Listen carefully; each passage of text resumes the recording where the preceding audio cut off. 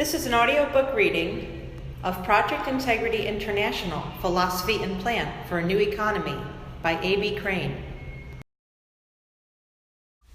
Part 1. The Philosophy of Project Integrity International. The revolution of revolution. Many great steps forward were taken in the 20th century to address the world's epidemics.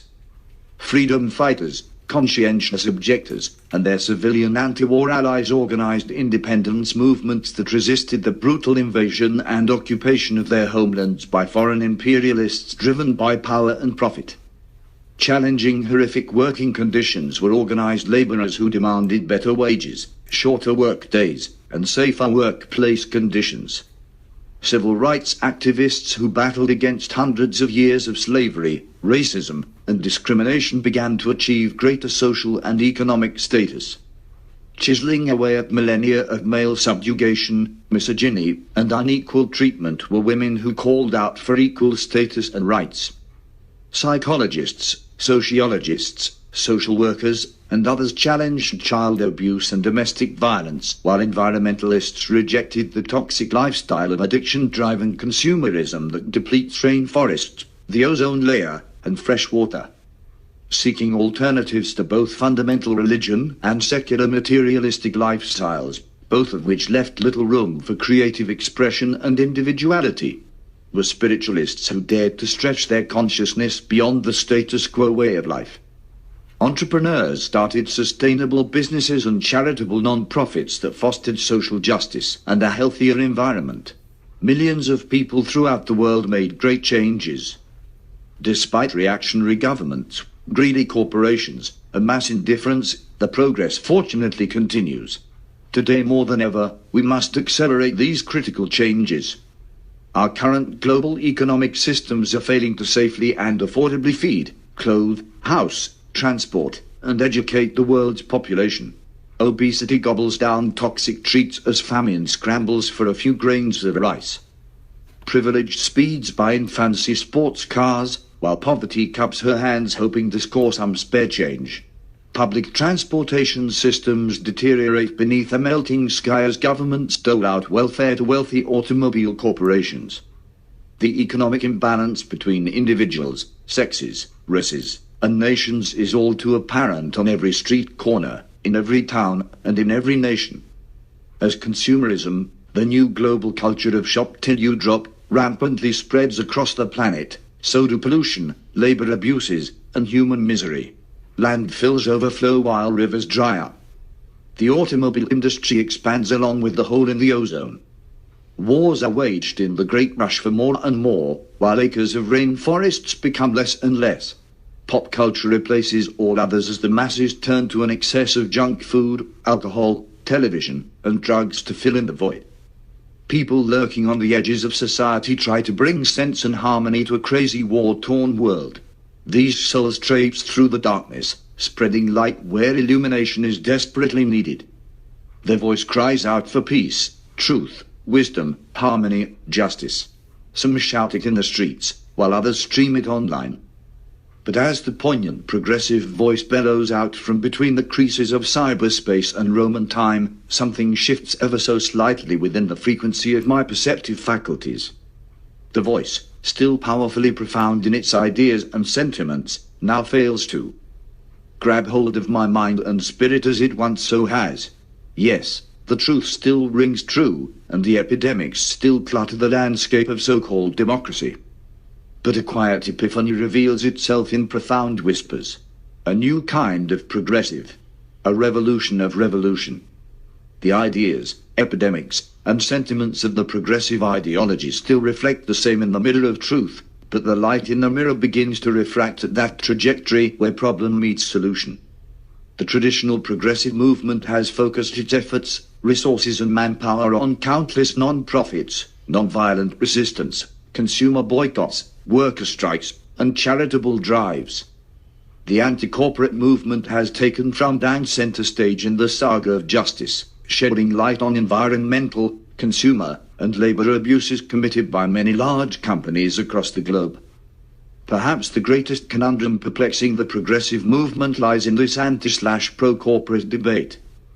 The corporate world provides the majority of our jobs, consumer products and luxuries that comprise the lifestyle that we have grown accustomed to since the dawn of the Industrial Revolution and subsequent information age. Despite obvious and prolific corporate abuses, our survival has become directly contingent upon many of the products, services, and jobs provided by corporate entities across the globe. Where these corporations leave off, many non-profits start up, attempting to either undo damage to labor bodies and the natural environment, or by picking up the slack of corporations that fail to adequately provide for basic needs and a livable income.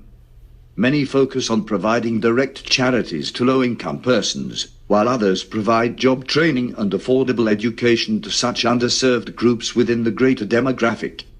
Still, the corporate military-industrial dominated world continues to triumph despite countless non-profit sector attempts to feed the hungry, employ the jobless, and otherwise help the helpless. It is at this trajectory, that crossing point between status quo-driven global epidemics and status quo global solutions, where the light in the mirror of my mind's eye begins to sharply refract. It is at this very juncture where the truth is revealed in the mirror, that, while many terrific solutions have been implemented by incredible people to help combat a myriad of social ills across the globe, the paradigm itself has never truly changed. Worker strikes drive corporations to outsource domestic jobs to foreign countries. Numerous non-profit organizations are modeled on for-profit corporations with top-heavy bureaucracies and highly paid directors, often with little charity left over for the intended recipients.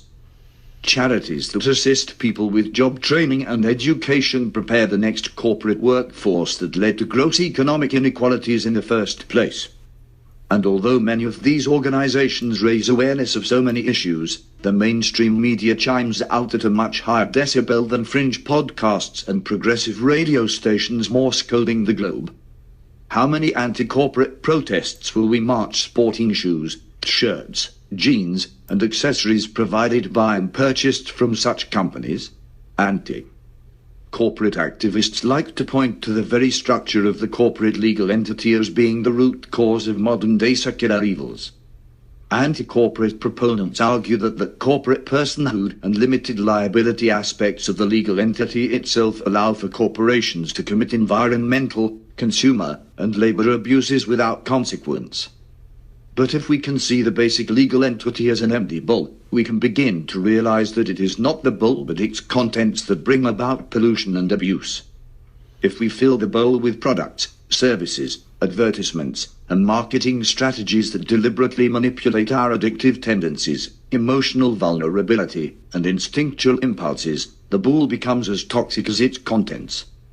On the other hand, if we fill that same bowl, the corporate legal entity that allows for limited liability and so-called personhood, with green products, healthy lifestyle marketing, and be your own boss entrepreneurial opportunities in the sustainable marketplace, we can begin to actually take advantage of that limited liability and corporate personhood towards the maximization of our efforts. An effort in this direction can be seen as a middle way solution for world economic success. Not only do people begin to access what they need immediately to survive in a holistic, healthy way, but the paradigm itself changes altogether. The push and pull between the world of corporate dominance and non-profit philanthropy transforms into a world where new independent, sustainable enterprises gradually replace existing, toxic military-industrial entities, but too greatly diminishes the need for charity itself. In the new paradigm, beggars become buyers, corporate employees become independent entrepreneurs, and co-workers, supervisors, and managers simply become startup partners. The mother company is a corporation, a people's corporation, and merely functions to consolidate, and thus reduce, redundant bureaucratic activity while protecting the liability of individual companies. It is the middle way, the way of moderation, a fluid catalyst moderating between two warring polarized ideologies. It is the same bowl, filling with the pure elements of common decency, common sense, and common cause. A middle way, taking front and center stage in a healthy world with countless opportunities and endless possibilities. A world, not perfect, but perfectly progressing.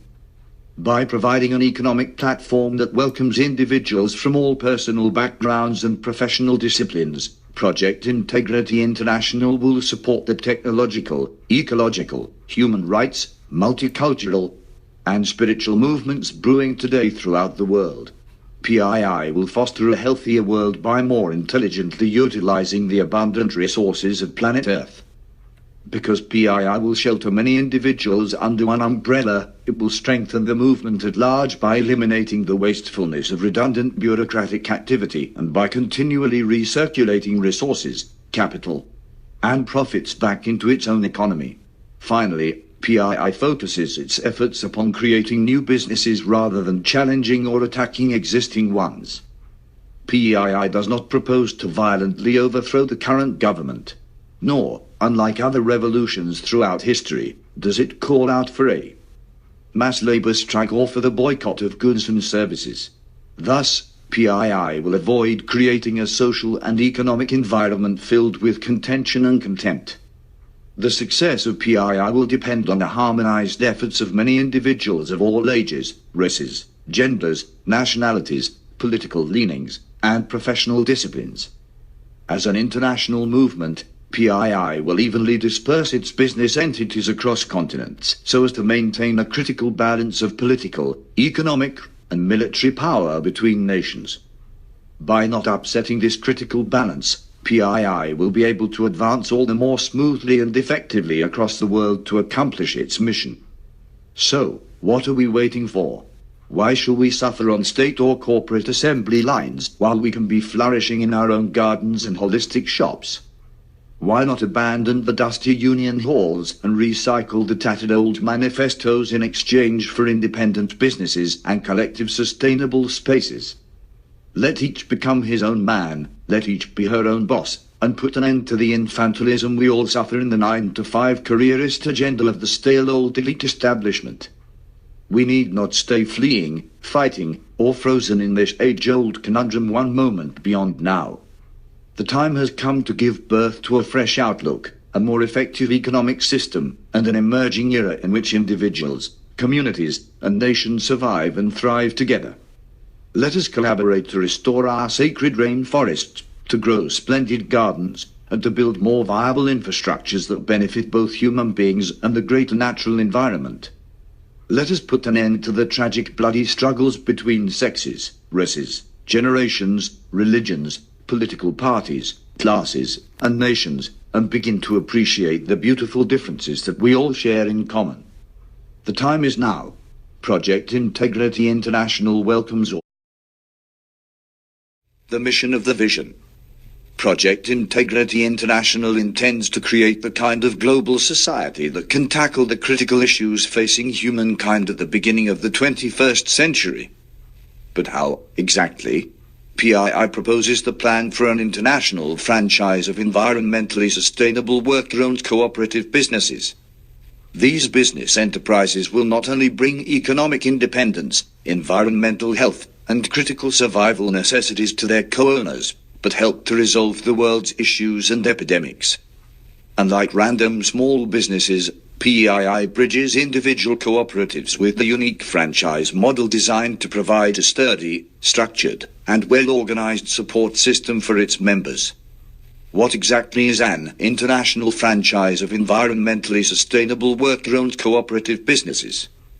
The term franchise refers to the right or license that is granted to one or more individuals to market a company's goods or services in a given territory. A franchise business might be a store, restaurant, or other company that an entrepreneur owns and operates under a license agreement with the franchise founder, who in turn retains legal possession of the franchise's copyrights, trademarks, and patents. Examples of iconic modern-day franchises are McDonald's, Burger King, Gold's Gym, Blockbuster Video, and Hilton Hotels. Many successful sustainable franchises such as vegan fast food chains, ecofriendly cleaning services, and second-hand stores have cropped up in the last 2 decades. A chain of franchises may be small and regional, or span the entire globe. One feature that makes franchise chains successful is a strong emphasis on branding, that is, incorporating fancy logos, catchy taglines, competitive pricing, and product uniqueness to distinguish one's products and services from others. These branding tools are used to popularize goods and services that are consistently affordable, reliable, and convenient. As a result of spreading far and wide, successful franchises are able to exploit an economy of scale that allows them to offer the most competitive pricing. By spreading internationally, PII's franchises will bridge individuals, communities, and nations that will work together to strengthen the new global economic system. Most current franchises are characterized by traditional business hierarchies of owners, managers, supervisors, and workers. Alternatively, PII franchises will be structured as cooperatives or businesses that are co-owned and operated by entrepreneurial team members who enjoy equal profits, decision-making power, and skill-building opportunities as earned by their collective efforts. PII's co-op franchises will provide eco-sustainable goods and services, that is, goods and services that promote the well-being of both consumers and the greater natural environment. Examples of eco-sustainable products and services include alternative fuels, certified organic fruits and vegetables, and goods made out of recycled materials. Many popular franchises such as fast food chains play on human addictions, peddling products that are unhealthy for consumers, workers, and the greater natural environment. PII's brand name, Wiser, was chosen because it is smarter for consumers to choose products and services that promote health. Rather than manipulating people to indulge in unhealthy products and lifestyles, wiser brands will foster an socio-economic climate that encourages consumers to make informed choices that benefit everyone. Although millions of small businesses open across the globe every year, a majority of them fold within a short time. 5 unique features of PII will foster and secure the success of wiser franchises. First, PII's headquarters will provide training and assistance with all complicated administrative tasks. Thus, inexperienced entrepreneurs will be able to succeed without getting lost along the paper trail. Second, PII will create and utilize a series of maps to plot the locations where franchises will yield the most success, thereby eliminating the potential for business failure. Third, PII will provide an extensive training and in-depth program to prepare franchisees to effectively run their businesses. Fourth, PII will be a closed economy, that is, an economy whereby capital generated by franchises is recirculated back into the wiser economy by encouraging franchisees to shop at other wiser stores and by granting all franchisees shares in the greater PII establishment. Finally, Wiser Creation's motto reads, global brand, local flavor. And like most global franchise chains, no two Wiser franchises will be the same. Although all franchises will distribute and sell Wiser Creations retail products, franchisees will design and decorate their storefronts, market their products, and present themselves to the public in a way that is unique to their own personalities and cultural backgrounds. For example, all Wiser brand restaurants will use the same high-quality, organic, fair-trade ingredients in their cuisine, but their individual menus will reflect the talents, preferences, and cultural backgrounds of individual Wiser franchisees. Like the greater natural environment, Wiser franchisees will celebrate endless, mind-inspiring diversity. What a healthy alternative! PII will become the second home to the economically disenfranchised people of the world by welcoming all nationalities, disciplines, races, genders, age levels, and classes. Inner-city youth across the world can choose to earn a healthy living as a franchisee rather than seeking financial opportunity in gangs or the military, killing innocent bystanders and foreign civilians only to return home to suffer terrible after effects. Isolated housewives can reconnect to their communities and achieve economic independence by discovering their independent businesswomen within. Minimum wage and sweatshop workers who seek more meaningful jobs and higher wages can open franchises that provide endless financial and artisanal skill-building opportunities. People all over the world who find themselves bored and frustrated with their corporate careers can also make a fresh start as franchisees. Because PII is an international enterprise, citizens and residents of poor nations can open franchises that bring resources, services, and independence to their communities, neighborhoods, and nations while becoming less dependent on foreign assistance and local charity. By its very structure, PII will deliver prosperity, equality, peace, enjoyment, and environmental health to all corners of the world. PII's wiser cooperative franchise opportunities will be available to anyone who puts in the effort to achieve them.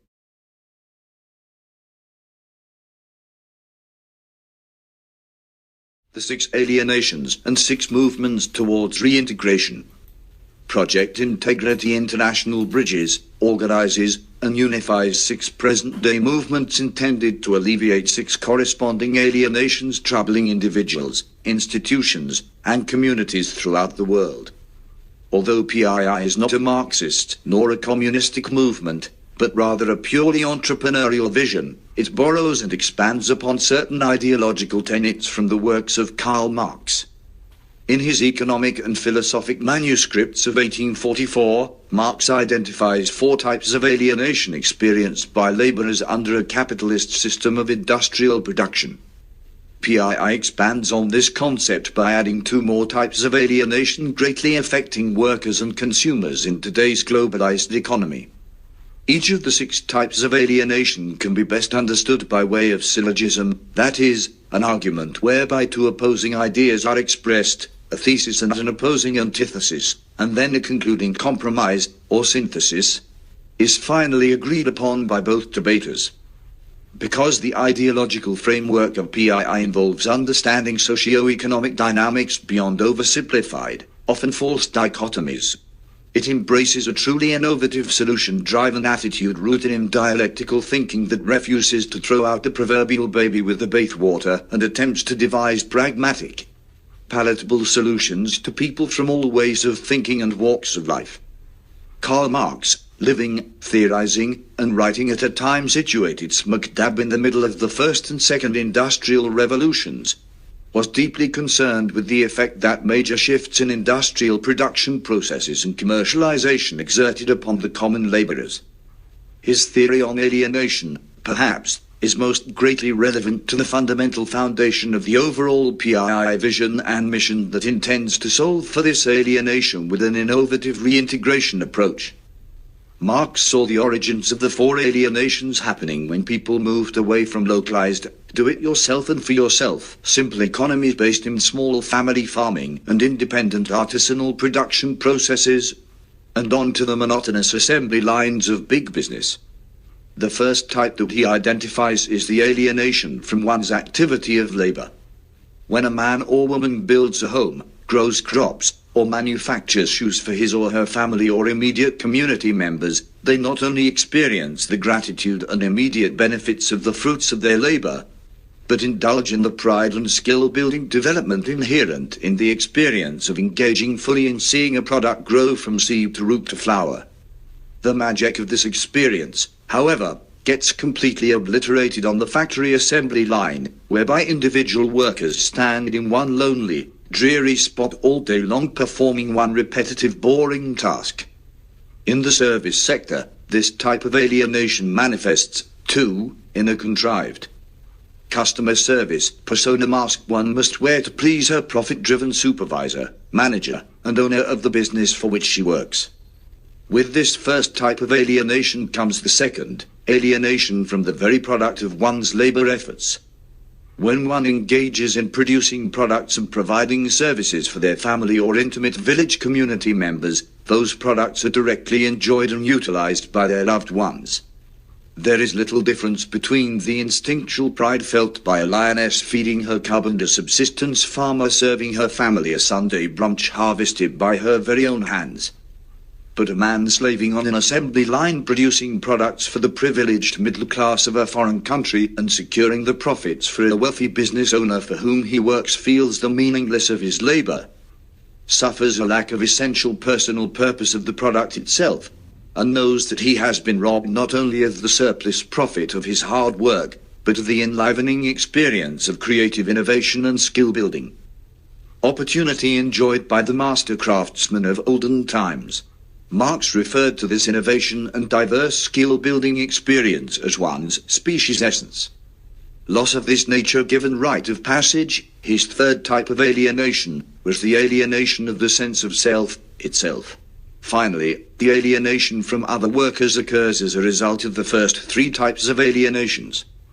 The isolating assembly line limits time spent meaningfully and playfully with others throughout the workday, limits physical mobility throughout the workplace, often results in the objectification of the worker by customers who see them not as integrated members of the local, intimate community, but as mere functionaries of big corporations driven by profit alone, and contentious competition between employees, wages, promotions, favoritism, nepotism, that pit exploited laborers against one another. PII identifies two more types of alienation. The alienation from community and the greater natural environment have become horrendous problems over the past century as gluttonous consumer culture has replaced more humble traditional ones rooted in frugal living and a slower-paced lifestyle in general. Keeping up with the Jones attitudes and shop-till-you-drop activity has not only subjected the natural environment to devastating exploitation, but has destroyed intimate community bonds that are vital to creating and maintaining safe, nurturing spaces for family, friends, and neighbors throughout the world's urban, suburban, and rural spaces. While it may be more comfortable to think of the alienation human beings experience in our daily work and personal lives as the direct birth child of one specific economic model or industrial revolution, alienation in its many forms has existed in all modes of economic survival throughout the ages. Hunting and gathering societies seem to exhibit the very opposite of Marxian alienation. Groups of women and men in animal-like packs and herds, gathering essentials for their very own purposes, coupled with reciprocity between clans, is perhaps the most integrated that members of the human species have ever been. But even these tribes warred with each other, often kidnapping females from each other's tribes to take as their own wives. Subsistence farming communities also enjoyed a great degree of community integration and direct, independent resource acquisition and exchange, but perhaps here lies the burgeoning of the great separations to come. The extended and eventually the nuclear family would soon come to alienate the larger tribe with this more sedentary modus operandi of existence. And could not the local village store have been the very advent of the larger multinational conglomerations dominating the market in the 21st century? Feudalism, too, with its strict socio-economic hierarchies existing within the trade guilds that were very selective and difficult to break into, most certainly bred a horrifying sense of alienation within the hearts and minds of peasants suffering the surplus theft of their labor by the greedy lords of the manor. And the greatest, most tragic irony lies in the so-called communist countries such as China that have turned out to be the very worst culprits of assembly line horror. For further explication on the comparison between the four economic models, refer to the essay titled, The Four Economic Models and the Fifth Way Economy, in the author's work What is Wealth? Thinking Back and Moving Forward, page 7. PII's aforementioned attempt to bridge, organize, and unify six present-day movements intend to alleviate these six corresponding alienations begins with a transcendence of the dichotomous thinking that tends to dominate the status quo mindset in the 21st century. PII moves beyond this dichotomous thinking towards revealing how allegedly opposing extremes can be harmoniously transformed into complementary components. The entrepreneurial movement, and more specifically, the worker-owned cooperative business movement, are growing at a healthy rate as workers find themselves fed up not only with workplace exploitation but too the labor union movement that provides little or only superficial relief from the alienation plaguing them. The be your own boss and worker-owned cooperative business models that are cropping up across the globe are perhaps the most profoundly authentic effort to combat the alienation from one's labor and alienation from other laborers. The false dichotomy between workers and owners here resolves itself in the dialectic of the worker-owner model, whereby all members of a for-profit business divvy up the workload and profits as earned from their collective efforts. The alienation from the product of one's labor is also being challenged in a significant way. A visit to popular websites such as Etsy, reveals the passionate revival of the artisanal mode of production long forgotten in a hustle and bustle of the sweatshop and shopping malls that have come to dominate production models in the last couple of centuries. The Etsy business model provides a viable marketplace for the DIY artist and artisanal community to advertise and retail products that they themselves innovate, design, build, assemble, and deliver single-handedly or in intimate business partnerships with friends and nearby associates. While workers holding jobs in the mainstream marketplace must find a fulfilling outlet for the expression of their species' essence in various hobbies during limited leisure time, the new artisans of today are churning enough profits to be able to quit their day jobs and bask in the glow of their authentic selves every day, and on their own time. Just as in religion the spontaneous activity of the human imagination, of the human brain and the human heart, operates independently of the individual, that is, operates on him as an alien, divine or diabolical activity, so is the worker's activity not his spontaneous activity. It belongs to another. It is the loss of his self. Marx, Economic and Philosophic Manuscripts of. Here, Marx speaks of yet another tragic consequence of working menial jobs in the sweatshops and storefronts. When one's source of authority has been externalized from his self, whether as a god or employer, he inevitably begins to experience what Marx referred to as alienation from self. As mass migrations of people have turned both the USA and the entire globe into the proverbial melting pot, many Eastern cultural, spiritual, and philosophical practices have caught the deep interest of many Westerners. Feeling so deeply alienated by the modern materialistic way of life, it is no wonder that the holistic health movement, so chock full of yoga, tai chi, herbal medicine, acupuncture, and so many body-mind-spirit healing activities have gained such popularity. It seems, then, that the alienation from self experienced in today's world is somewhat remedied by these practices that once again ground people in their bodies and nourish them with deep sense of purpose and connection to the communities that have cropped up around. Such activities. In one arm is the briefcase, while tucked under the other, a yoga mat that promises to alleviate all the stress and alienation experienced in the typical 9-to-5 workday of the average worker. In alignment with the holistic health movement are the social justice and environmental movements rapidly spreading across the world to combat the tragic consequences that have ensued due to our alienation from nature.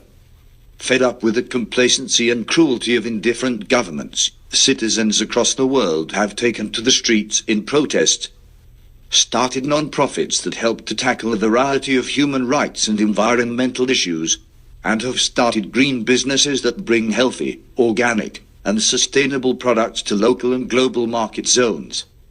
Project Integrity International bridges these 6 critical, yet often scattered, redundant, and disorganized movements with the aforediscussed cooperative franchise model that will serve to solve for these inefficiencies within and in between the various movements. By keeping a bright, constantly strobing light upon the alienation that has been plaguing humankind for centuries, PII brings about a new paradigm that will not only alleviate the current alienation facing humankind, but prevent its re-manifestation for future generations. The universal condition of humankind. In today's world, we are unfortunately witnessing epidemic levels of deprivation of our needs in our communities and nations. Human ignorance, greed, and corruption are the root causes of the wide-scale deprivation and economic failure facing humankind. More than a business and economic system, Project Integrity International is an international community that takes a proactive approach to addressing human issues. 6 universal concerns of humankind and 6 universal corresponding epidemics of humankind. 1. Air and nutrition, pollution and famine. Throughout history, human beings have struggled against forces of nature, such as droughts, floods, storms, and forest fires that have diminished their available local and global food supply. Today, we are experiencing epidemic levels of air pollution, obesity, famine, and food contamination, which appeared when the greed of agribusiness began to feed consumer addiction while ignoring basic human needs. When we neglect to address the first universal concern, air and nutrition, individuals and societies literally die within just moments or days. PI's nutritionists, agriculturalists, air quality specialists, and franchisees will help to restore abundance, health, and balance to the local and global food supply. 2. Sexuality and reproduction, rape and eugenics. Statistics reveal alarmingly high rates of rape, child sexual abuse, sex slavery, unwanted pregnancies, sexual dysfunction, sexually transmitted diseases, and other expressions of our sexual ignorance in all countries of the world. Eugenics, social philosophy that advocates the improvement of human hereditary traits through various forms of intervention, has also posed a horrendous problem when used to justify forced human sterilization and genocide. When we neglect to address the second universal concern, sexuality and reproduction, human beings suffer sexual dysfunction, population imbalances, and act out with sexual violence. PI's sexual health professionals will modernize and enlighten sexual education, challenge the exploitative aspects of the sexual entertainment industry, work to eradicate black market sex slavery, and restore health to human sexual expression and reproduction. Critically, by creating alternative economic opportunities, PII will provide a viable refuge for women and children who are made vulnerable to sex slavery by their life circumstances. 3. Housing and transportation, homelessness and overcrowding. With the significant increase in natural disasters across the globe in recent decades, implementing more environmentally efficient technologies and innovations must become a priority for the human race. When we neglect to address the third universal concern, housing and transportation, human species perish without protection from temperature extremes, natural disasters, ineffective mobility, and technological accidents. Community restructuring efforts must tackle the problems of widespread homelessness, slums, and overcrowding that affect every neighborhood, city, and country across the world.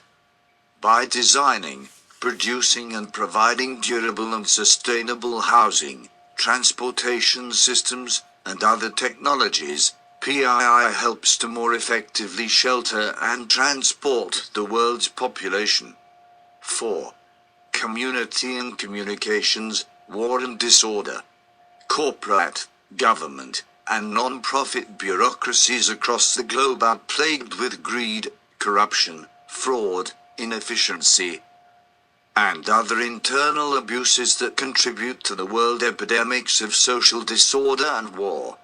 When we neglect to address the fourth universal concern, community and communication, human beings become socially dysfunctional en masse, turning nations into war zones. PII fosters healthy interpersonal relations and provides sustainable communication technologies that benefit individuals, businesses, organizations, and communities. 5. Education and enlightenment, ignorance and corruption. A myriad of ills within both the public and private educational systems across the globe impedes the physical, intellectual, and spiritual growth of the world's youth.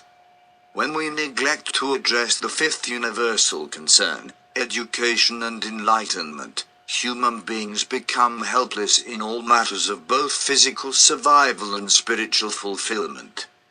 PII provides educational methods, tools, and facilities that combat intellectual ignorance and moral corruption by fostering the healthy functioning of mind, body, and spirit alike while preparing individuals for future success in all areas of life. 6. healing and spirituality, disease and depression. Today's world is witnessing alarming levels of physical disease and emotional depression. When we neglect to address the sixth universal concern, spirituality and healing, human beings become physically, emotionally, and mentally diseased. PII provides safe, affordable, and effective medicines and healing procedures to people across all nations. When the six universal concerns are not met or met inefficiently, individuals and communities begin to deteriorate. A vicious cycle, the six epidemics cause and perpetuate one another. Lack of adequate nutrition, for example, leads to all kinds of physical and mental illness, while poorly designed housing and transportation systems pollute our skies, water, and land. Conversely, addressing one universal concern means addressing all of them. Ensuring greater reproductive rights and economic opportunities for women improves the circumstances of the entire community in which they live. School breakfast programs have proven to significantly improve students' educational achievement. Green technologies not only lessen the pressure on sensitive habitats, but increase spiritual connectedness to the natural environment. PI's wiser co-op franchises directly remedy the epidemics by providing healthy goods, services, employment, education, and entertainment venues that restore health and balance to individuals, communities, and the greater natural environment. The universal structure of the nation-state. In a world so full of violence, disease, depression, war, and environmental pollution, one must ask, why? In examining the structure and inner workings both within and between nation-states, we can gain better insight. Much of human suffering is avoidable, unnecessary, and even consciously created. Most modern nations have wide gaps between their rich and poor, and those gaps are glued in place by our irrational and destructive lust for power over others. All nation-states are characterized by a universal power structure that exists not only between the rich and the poor, but within each of the entities of which all nation-states are comprised. The 8 entities of the nation-state. PII posits a model of the modern nation-state consisting of 8 constituent entities, namely, corporate consumerism including media, nuclear family, organized religion, public education, workforce, police force, military force, and political force. These entities each play a distinct role in producing and maintaining the nation-state of which they are a part. On a physical economic dimension, the entities of our world's nation-states function to feed, clothe, house, transport, educate, protect, and entertain us. On a spiritual political dimension, the nation-state serves to provide its citizens with a sense of unity, order, and patriotic morale necessary to motivate citizens to work together to keep the system functioning. The first entity, consumerism, is the goal entity. Put simply, consumerism is the individual and collective utilization of goods and services. It involves such activities as eating food, fueling cars, watering gardens, and purchasing products. Consumerism is the result of our drives to meet our needs and satisfy our desires, whether as individuals, communities, or nations. In the 20th century, the entertainment industry and the media came to dominate our consumer-driven lifestyles and purchasing habits. Therefore, it is critical to understand how these 2 sub-entities also affect our consciousness and behavior. The next 3 entities, nuclear family, organized religion, and public education, mold the youth of the nation into future adults who will become the actors in the workforce, police force, military force, and political force. In their formative years, children formulate ideas, attitudes, and actions about their world from their families, religious authorities, and educators. These entities prepare the youth for their future roles as workers, consumers, soldiers, and voters.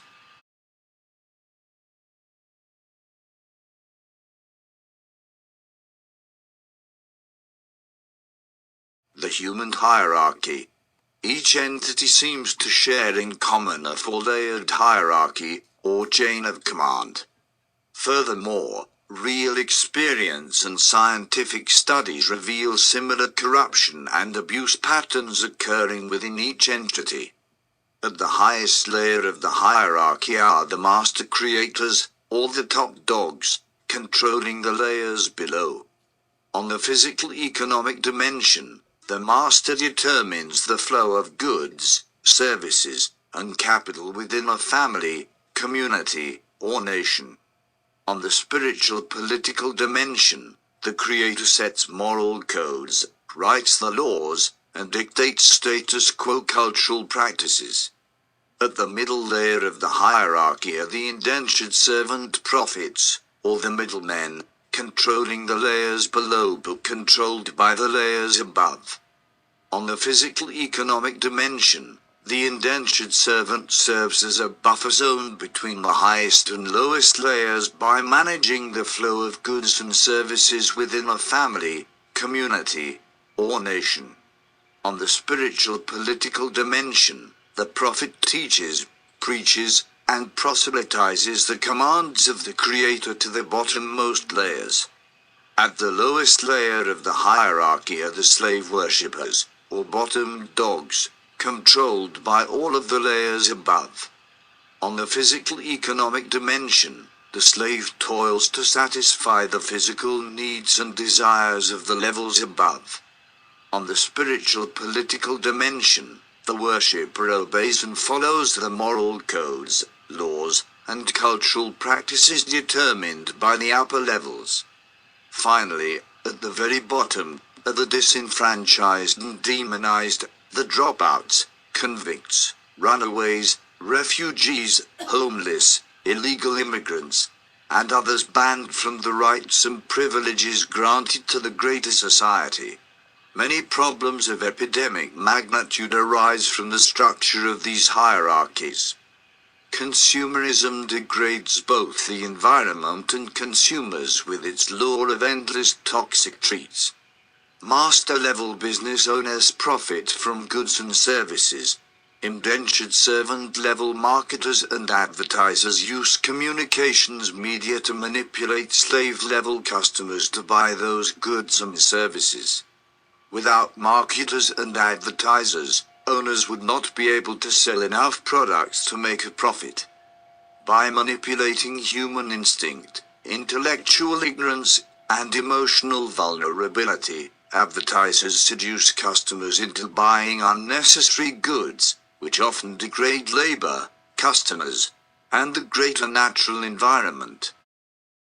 In the nuclear family, master-level fathers have traditionally held the position of head of household, making major decisions, dishing out punishment, and controlling the finances. Indentured servant-level mothers, traditionally the primary caregivers, take commands from above and deliver them below to slave-level children. Despite the recent challenging of harsh and punitive child-rearing techniques, incidents of child abuse and wife battery presently occur in alarming proportions across all classes, races, and nations. Within organized religion, we have the latest scandal of sexual abuse of children by indentured servant-level priests, who are protected by master-level popes and bishops who consciously enable them to continue the abuse. Slave-level worshippers at the bottom often look the other way in obedience to religious authorities and in compliance with societal norms. Within the public educational system, we have many wonderful, kind teachers, But we also have the power-hungry indentured servant-level teachers who humiliate, bore, and otherwise abuse their slave-level students with threats of being sent to the master-level principal's office. All too often, children are harshly told what to think and how to be rather than encouraged to critically think for themselves. Further, only in the 20th century has the use of physical punishment by teachers against students begun to be challenged and legally banned. Within the workforce, there are all kinds of labor abuses, such as underpay, overwork, toxic work environments, and sexual harassment. With the master-level owners making most of the profits and the slave-level laborers doing most of the work for little pay, these kinds of abuses are inevitable. Indentured servant-level managers and supervisors take orders and accept rewards from above for controlling the levels below. Within the police force and military force, there are guards who abuse prisoners, officers who batter innocent suspects, and military commanders who rape subordinates and foreign civilians. As in organized religion, master-level captains, sergeants, and other high-ranking officials pass orders down the chain of command. Indentured servant-level police, prison guards, and soldiers do the life-endangering dirty work of arresting, detaining, capturing, and killing of lower slave-level criminal suspects, national scapegoats, and war enemies. Tragically, many such suspects are falsely accused, unjustly punished, racially profiled, or outright framed. In politics we witness embarrassing levels of bribery, embezzlement, election fraud, and greed-driven lobbyist pandering. Master-level politicians write laws and regulations that benefit indentured servant-level corporate and special interest lobbyists, yet hinder slave-level voters at the bottom. The three-leveled hierarchies comprising the nation-state are not always corrupt or destructive. Many well-meaning individuals are to be found in all entities and levels. Corruption and destructive behaviors are exhibited at all levels as well. However, the very structure is inherently damaging in that it divides and conquers individuals into political, economic, and cultural roles that limit growth, variety, and security of both the individual and the collective. While the lower levels are barred from essential decision-making processes that intimately affect their lives, the pencil-pushing upper levels are barred from engagement in the hard work that strengthens body and exercises direct survival skills. The laborers at the bottom find themselves bored by the repetitive and meaningless nature of their work, while the owners at the top often feel the hollowness of a lifestyle that revolves around endless materialistic pursuit. As statistics reveal, depression, disease, substance abuse, familial dysfunction, and other hardships are being experienced at all levels of society in epidemic proportions. Although all living species exhibit natural hierarchical behavior, the human hierarchies that dominate modern nation-states have become distorted and exaggerated in a way that creates havoc within human communities, nations, and the natural environment. A peculiarity of human hierarchies is that unwritten and written moral codes often teach individuals at all levels their duty to blindly obey their masters, bosses, parents, politicians, and religious leaders.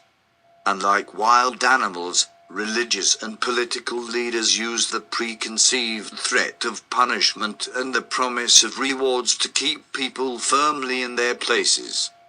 While wild animals fight or play dead to avoid their enemies' advances, lower-level humans often passively accept punishment from their superiors, believing that they somehow deserve it.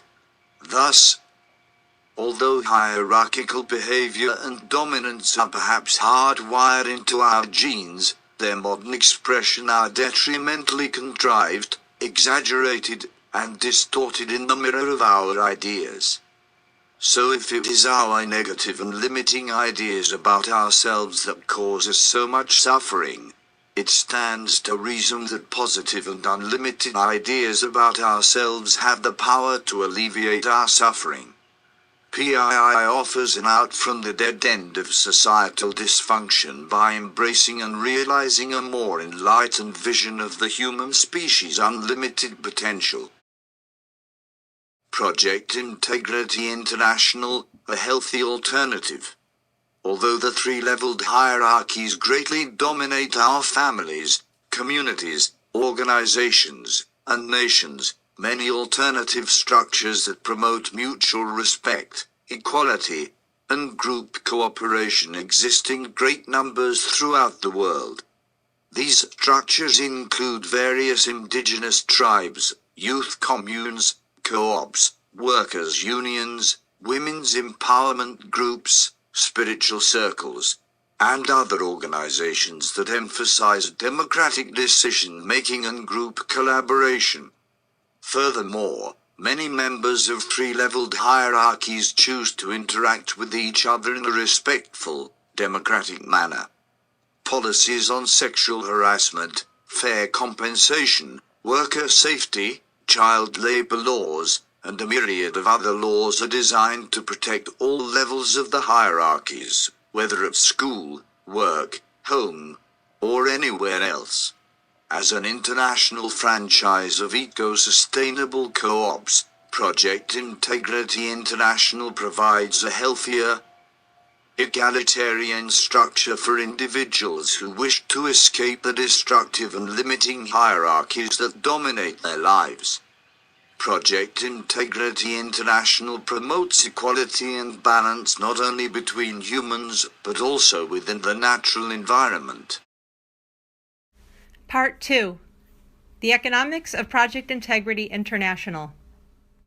The produce, distribute, consume, dispose cycle. An economic system is a structure by which a community, organization, nation, or world produces, distributes, consumes, and disposes of goods and services. All regional, national, and global economic systems across the world, in one or another manner, consist of this cycle. The production of goods and services encompasses the innovation and invention of new concepts and technologies, the extraction of raw resources, the processing and packaging of products, and the planning of business operations. Production takes place on the land where resources are extracted, in the laboratory where they are tested, altered, and refined, in the factory where they are assembled and packaged, and in storage facilities and business offices where they are prepared for sale in the marketplace.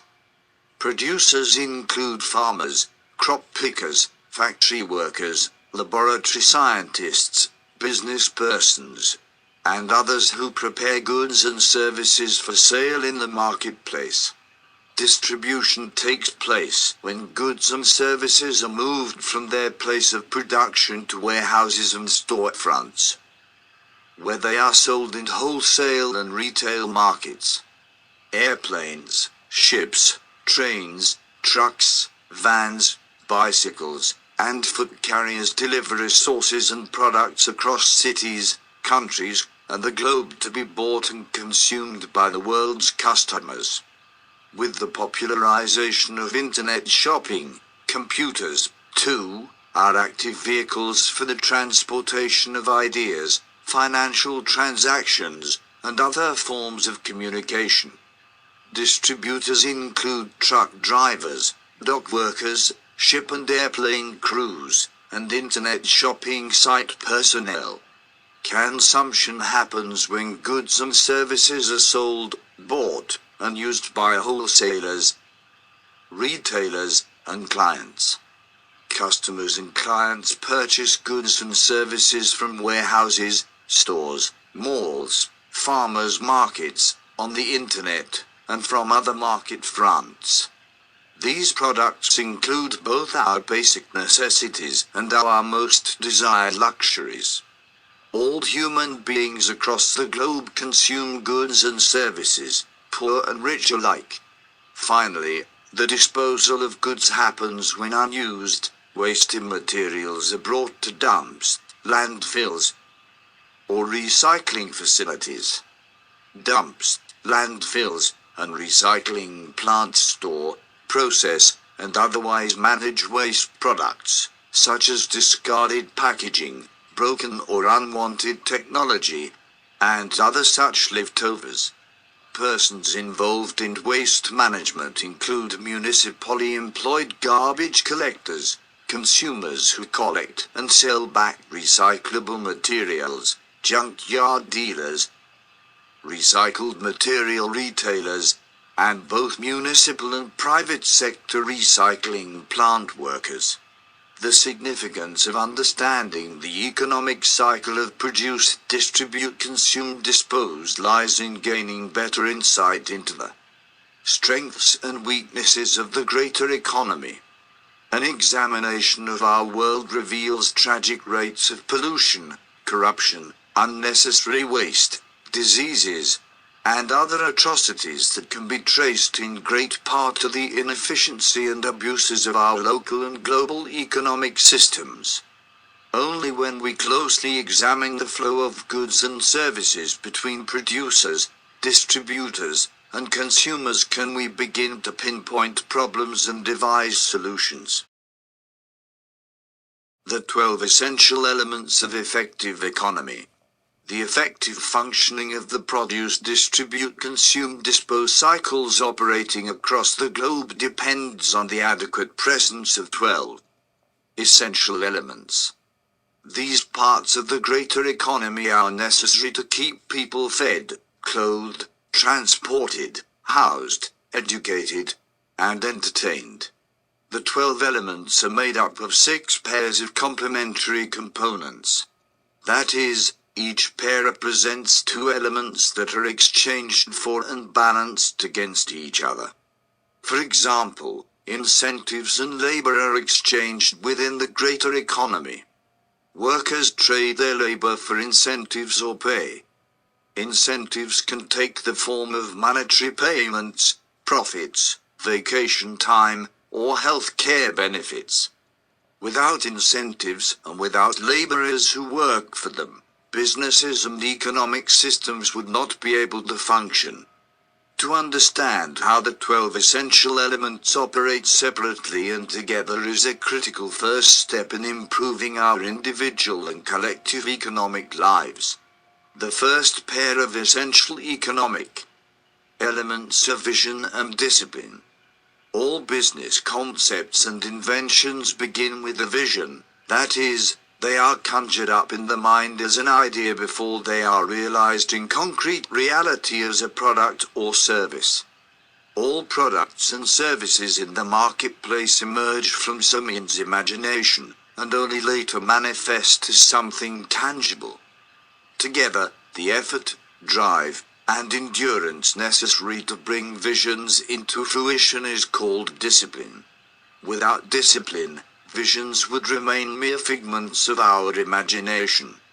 A successful business or economic system balances vision with discipline by matching great ideas with hard work.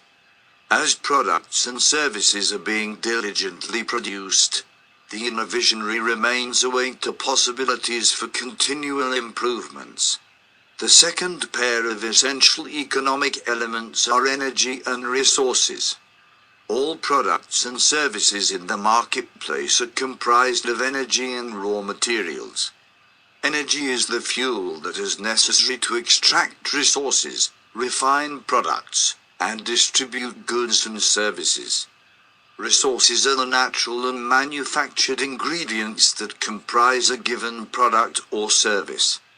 Efficient production of products and services depends on the adequate presence of energy and resources. The conversion processes of energy into resources, and of resources back into energy, must maximize efficiency and minimize waste in order for factories, laboratories, businesses, and storefronts to function properly. The third pair of essential economic elements are knowledge and know-how. Possessing many kinds of expertise is critical to the functional production, distribution, and consumption of all goods and services. Experts in bringing products to the marketplace include scientists, financial advisors, technical specialists, marketers, artists, and business administrators. Once gathered, knowledge and information are converted into producing, distributing, and consuming products and services. Know-how is just that, knowing how to do something. Doctors prescribe medicines, but nurses administer them. Scientists, engineers, and architects invent machines and design homes, but technicians and construction workers build and repair them. Knowledge and know-how, necessary complements of the same functional whole, must be continually updated and implemented to keep pace with a rapidly changing global economic and technological climate. The fourth pair of essential economic elements are incentives and labor. Incentives, or pay, are all the rewards, such as profits, compensation, healthcare benefits, and vacation time, for which laborers and business persons exchange their work. The effective operation of a business or economic system must attract enough laborers to produce, distribute, and sell its products and services. Without proper incentives, workers will either refuse to work, go on strike for better pay and hours, or simply slack off on the job. Therefore, a business or economic system must profit enough to hire and maintain an effective labor base to carry out its tasks. The fifth pair of essential economic elements are time and space. In the economic sense, time is the amount of hours, days, months, and years necessary to produce, distribute, and consume products and services. Critical to the effective functioning of businesses and economic systems across the globe, time must be measured, planned, and conserved. A wasted moment can cause a ship to sink, a deal to fall through, or a delivery truck to slip off the edge of a road. Time can be the amount of minutes to produce one unit of product, the amount of days to ship a product, or the amount of years for a business to open up additional branches.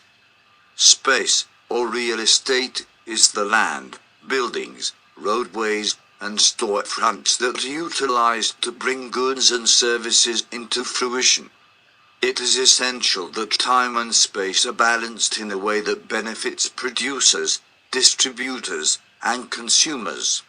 The sixth pair of essential economic elements are capital and clientele. Here, capital represents both the monetary and technological reserves of a given business or economic system. It includes the wholesale and retail products for sale in the marketplace, the technology and land involved in their production, and the monetary profits gained from their sale. A business or economic system's clientele are all the consumers who buy its products or services. For proper functioning, a business or economic system must not only generate enough products or services, but attract enough clients and customers to purchase them. Therefore, levels of available capital and clientele must be carefully monitored and balanced to avoid obstacles and keep the economy prospering. The 12 essential elements must be individually refined and collectively harmonized to maintain and enhance the economic situation for all participants. Many problems in our current global economic systems can be traced to either qualitative or quantitative inadequacies of one or more of the 12 essentials of effective economy. As a parallel economic system, PII will strive to continually fine-tune and organize these 12 essentials in order to create a better economy for everyone.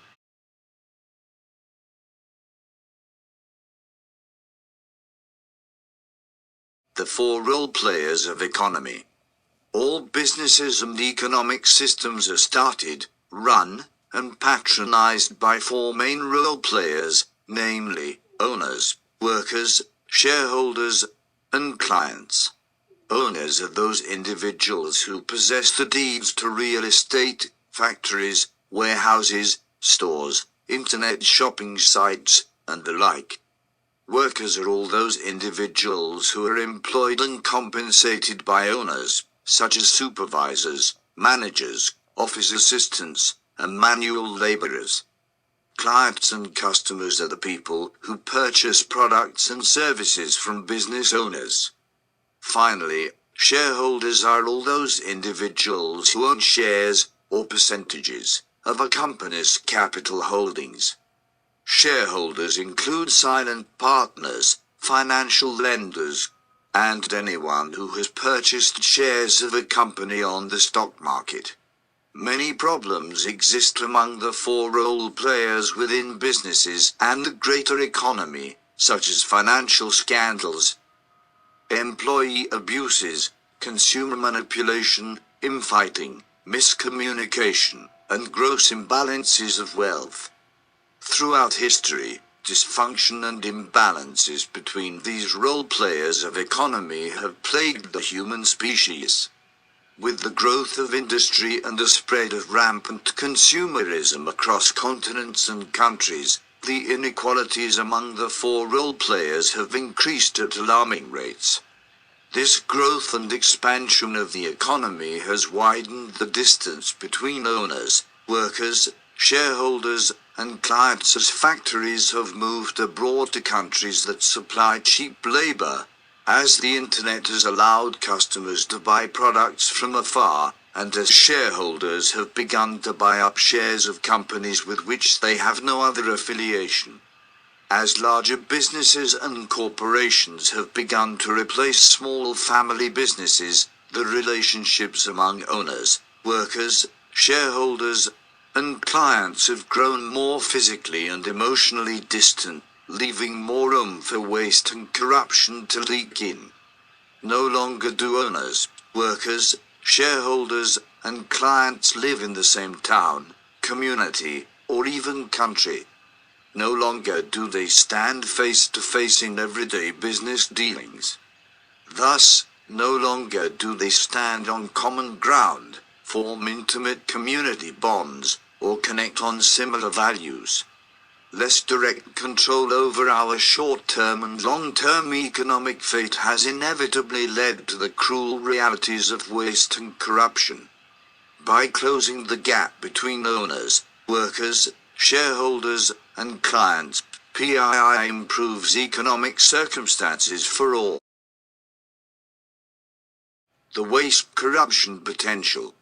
The waste corruption potential increases as the distance increases between a product's place of production and its place of consumption, and as workers, owners, shareholders, and clients grow more alienated from each other. While it takes negligible amounts of time, space, energy, knowledge, and capital to transfer homegrown vegetables from one's backyard to one's kitchen, it takes a great quantity of these to deliver sufficient volumes of vegetables between states, countries, and continents. Because more individuals, organizations, governments, and facilities are involved in the latter case, the potentials for human corruption, error, and folly increase as well.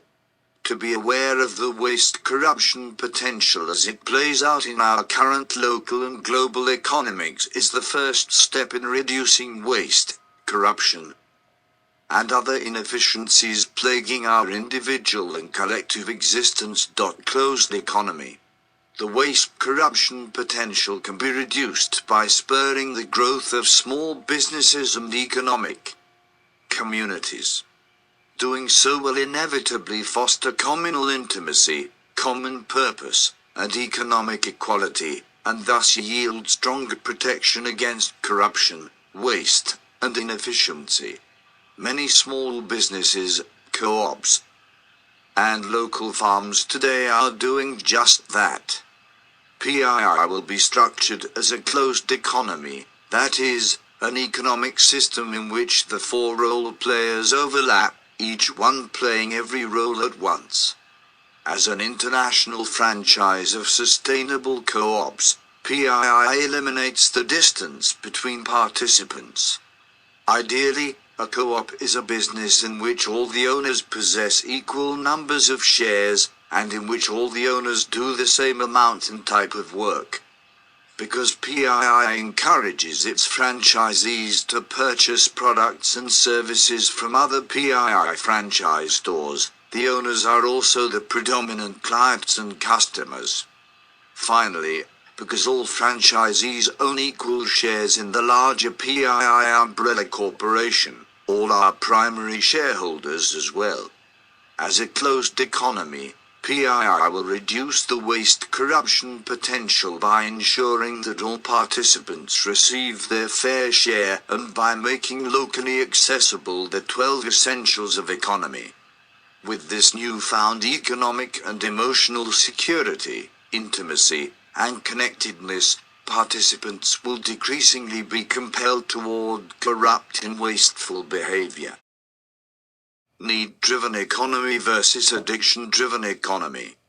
Although our current global economic system provides for basic needs, such as food, clothing, shelter, and transportation, it also manufactures luxuries, such as non-educational toys, junk food, and other products and services that are unnecessary, and even harmful, to consumers and the greater natural environment.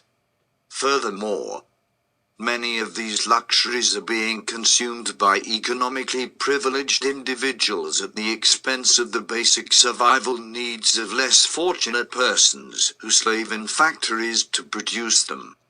Moreover, the labor-intensive production of many of these luxuries is destroying the natural environment at alarming rates, enslaving laborers to long days of repetitive, mind-numbing work with little compensation, and promoting a consumeristic, dog-eat-dog lifestyle devoid of spiritual meaning. Our current addiction-driven economy has indeed taken over.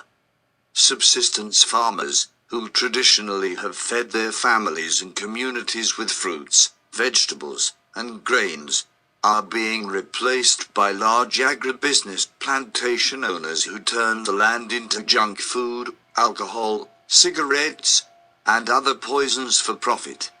The former indigenous subsistence farmers end up slaving for the very corporations that brutally pushed them off their homelands in the first place. Gas-guzzling vehicles and flimsy, timber-intensive houses pollute the skies and deplete the rainforests, while public transportation systems deteriorate and sturdier building designs fail to be implemented. Violent video games, dumbed-downing toys, and games of domination further encourage a meaningless lifestyle of quick fixes, cheap thrills, gratuitous violence, and rampant consumerism. Conversely, PII focuses on providing our most basic needs while eliminating excesses that prove useless and harmful to consumers and the natural environment alike. As a need-driven economy, PII will focus its efforts on providing healthy and eco-sustainable food, clothing, transportation, housing, education, and entertainment venues. Doing so will not only give individuals and communities with what they need, but will eliminate from the marketplace those products and services that are unnecessary and harmful. As the global economy makes the shift from greed and addiction to need and balance, the natural environment will make the critical shift from depletion to restoration, from illness to health, and from scarcity to abundance. Need-based economy versus work ethic-based economy. Most nations of the world are troubled by unemployment and underemployment. Popular media, governments, big business, and mainstream educational establishments tote the idea that the solution to unemployment is to create more jobs. More often than not, these establishments band together to do just that. Municipal, state, and federal governments often grant tax breaks, subsidies, and other rewards to large corporations and multinationals who open factories and storefronts in areas with low employment rates. Although these big businesses wreak havoc on communities by driving out mom and pops, creating more environmental pollution, and encouraging gross consumerism, the justification for their existence lies in that they create more jobs. Although this is true, many of these jobs offer meager wages, no benefits, little room for advancement, and a lifetime of drudge work. Nonetheless, people need to eat, and to eat one needs a job. In more simple economic systems, such as hunting and gathering and subsistence farming, the members of the economic community pitch in to provide for their individual and collective survival necessities. So if there are 10 houses to be built, 3 fields to be plowed, and 100 animals to be herded in a 1,000-member community, each person will more or less do 1,000th of the work necessary to ensure that everyone's basic needs get met. With the shift from these simple economies into feudalistic and capitalistic ones that stressed making profits, the commodification of labor, and consumerism as a way of life, a work ethic emerged. More than providing basic needs for one's self, family, and intimate community, work became increasingly about competing with neighbors, associates and friends in the game of materialism. Working 40 or more hours a week became the status quo standard for everyone, including droves of women across the globe who pried their way into the male-dominated workforce. No longer was work about directly growing, building, and maintaining one's own familial and tribal nest. Instead, the masses in so-called developed and underdeveloped countries alike slaved to turn the planet into one big toxic concrete cage filled with all kinds of needless junk. Work was no longer merely the practical means of survival, it was now a moral ethic that saturated the collective consciousness of the toiling masses. To be a bum, a starving artist, a wandering poet, or a welfare recipient became a thing of shame, while the workaholics and overachievers were rewarded, honored and worshipped. Of course, there is certainly nothing wrong with hard work. But our current global work ethic-based economy, in the process of creating more jobs in the name of economic prosperity, precipitates mass poverty, spreads pollution, encourages destructive consumerism, and diminishes leisure time. If one were to determine the number of hours of work necessary to provide for all the basic needs of any given community, and then subtract that number from the actual number of work that the members are laboring in order to produce a plethora of toxic and unnecessary goods and services, one will be shocked by the amount of time, resources, energy, and land wasted by their participation in the work ethic-based economy. PII, as a need-based economy, will eliminate that grave waste by localizing economies, reducing distribution expenditures, discouraging a consumeristic lifestyle, and by doing so, replace meaningless sweatshop and bureaucratic drudgery with real work and more leisure time. Ambiguous stability, the 6 forms of wealth. Throughout the course of human history, human beings have defined and managed wealth in many ways. In an economic sense, wealth is anything that has utility and is capable of being appropriated or exchanged.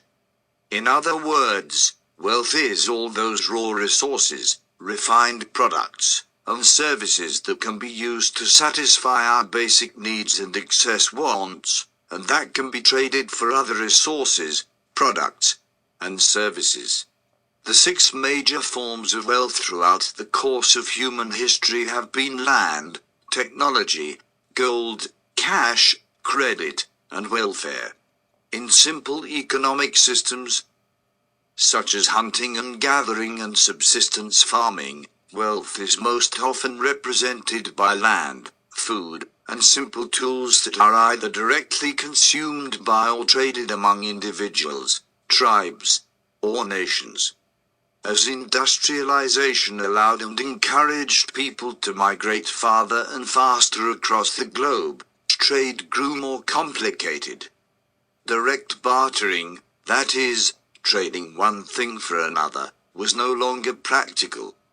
Coins, which are much easier to transport between trade locations than a pig or a cow, began to represent the exchange value of products and services. Eventually, banking systems cropped up out of the need to store and manage this new form of symbolic wealth. As the banking system grew, so did the need to regulate wealth. Silver, and later gold, began to back up monetary wealth. All coinage and cash circulating within an economy were supposedly equivalent to the amount of gold available for their exchange. Credit cards emerged in the 20th century, allowing customers to charge their purchases with the option to pay back debts over time. Welfare, or charity, has existed throughout time across the globe.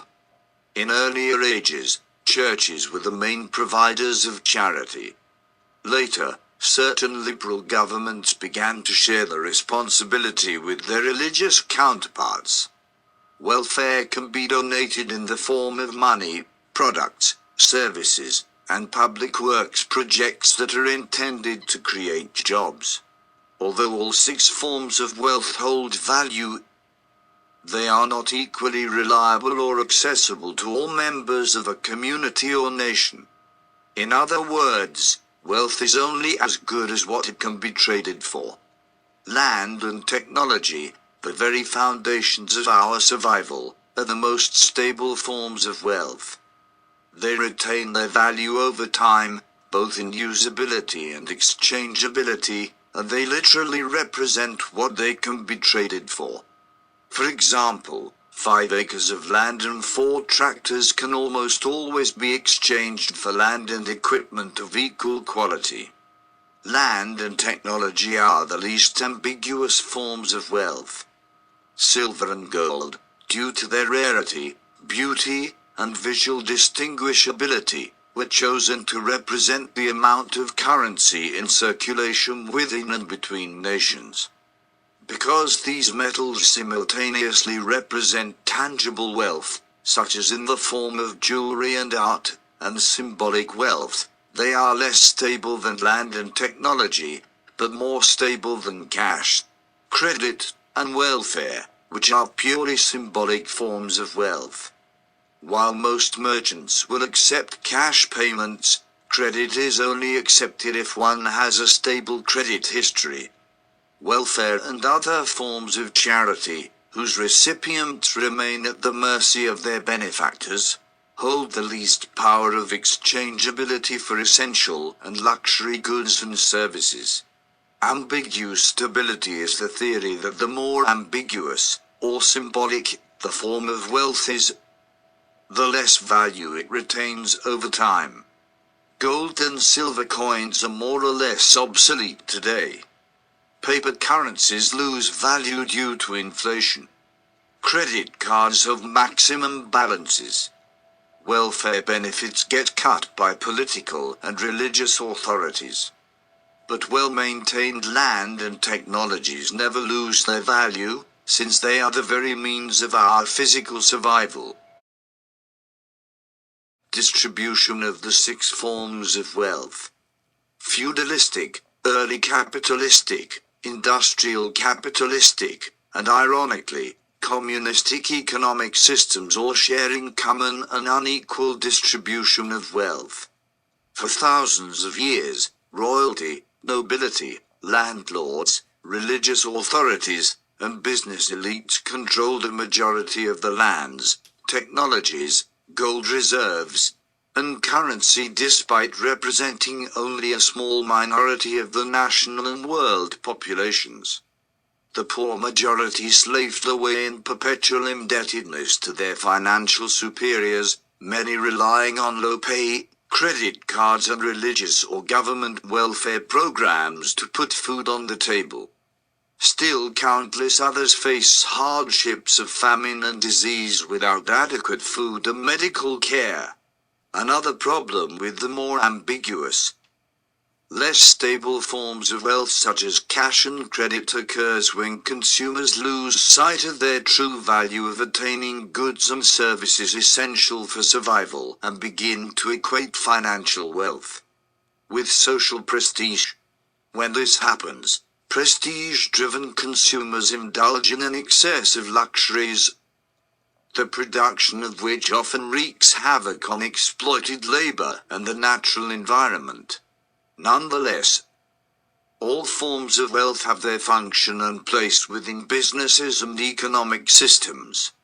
Cash and credit cards are convenient ways to trade goods and services, while welfare feeds, clothes, and houses those individuals in immediate need. When these forms of wealth are utilized in a logical and balanced manner, they can add much convenience and stability to our economic lives. However, many abuses of these forms of wealth have occurred throughout human history. Thievery, bribery, extortion, embezzlement, credit card scandal, welfare fraud, identity theft, check forgery, unfair labor wages, and money counterfeit are rampantly taking place in every town, city, and nation across the world. Although Project Integrity International will integrate all forms of wealth to create and expand as an economic system, it will attempt to safeguard against all kinds of abuses happening within the current economic system. PII, by its very structure, will also serve to redistribute all forms of wealth more evenly between PII participants and non-participants alike. The myth of money. As PII strengthens and expands, a great realization will sweep across the collective consciousness of participants across the world. A great and dangerous myth has been plaguing the consciousness and reality of human beings across centuries and continents. This is the myth of money. The myth, that is, that money truly represents what it can be traded for. Every citizen in every country in the world has suffered to some extent from government budgetary cuts that have sacrificed health care, education, and other essential public resources. The more corrupt the government, the less control the citizenry has over the use of its very own taxes. Hard-working people more often than not go without health care, adequate education, and most tragically, food, water, and shelter. When budgetary cuts eliminate jobs, able-bodied, eager-to-work laborers are not only barred from earning a living, but are prevented from being producers in their local, national, and global economies. Think about it. If labor is willing and able to work, but the government says there is no budget to employ them, and the laborers work anyway and still produce product, even without pay, it proves that money did not really represent the labor nor the necessary means of production. In realizing this, we become free to expand and distribute resources without the restriction of no budget. As PII internalizes a new and powerful economy whereby resources, energy, labor, knowledge, and money remain safely within its own system, the flow of wealth will steadily escape from the greedy clutches of corrupt governments and corporations and into the hands of the people. With this critical shift, the people, not the government nor the labor-exploiting corporations, will determine the budget, their economic fates, and the quality of their own lives.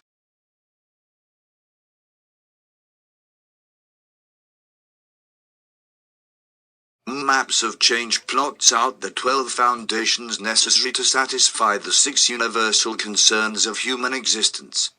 The main objective of Maps of Change is to reveal where wiser co-op franchises are demanded, permitted, and needed, preventing both scarcity and redundancy of wiser co-op franchise storefronts in any given locality.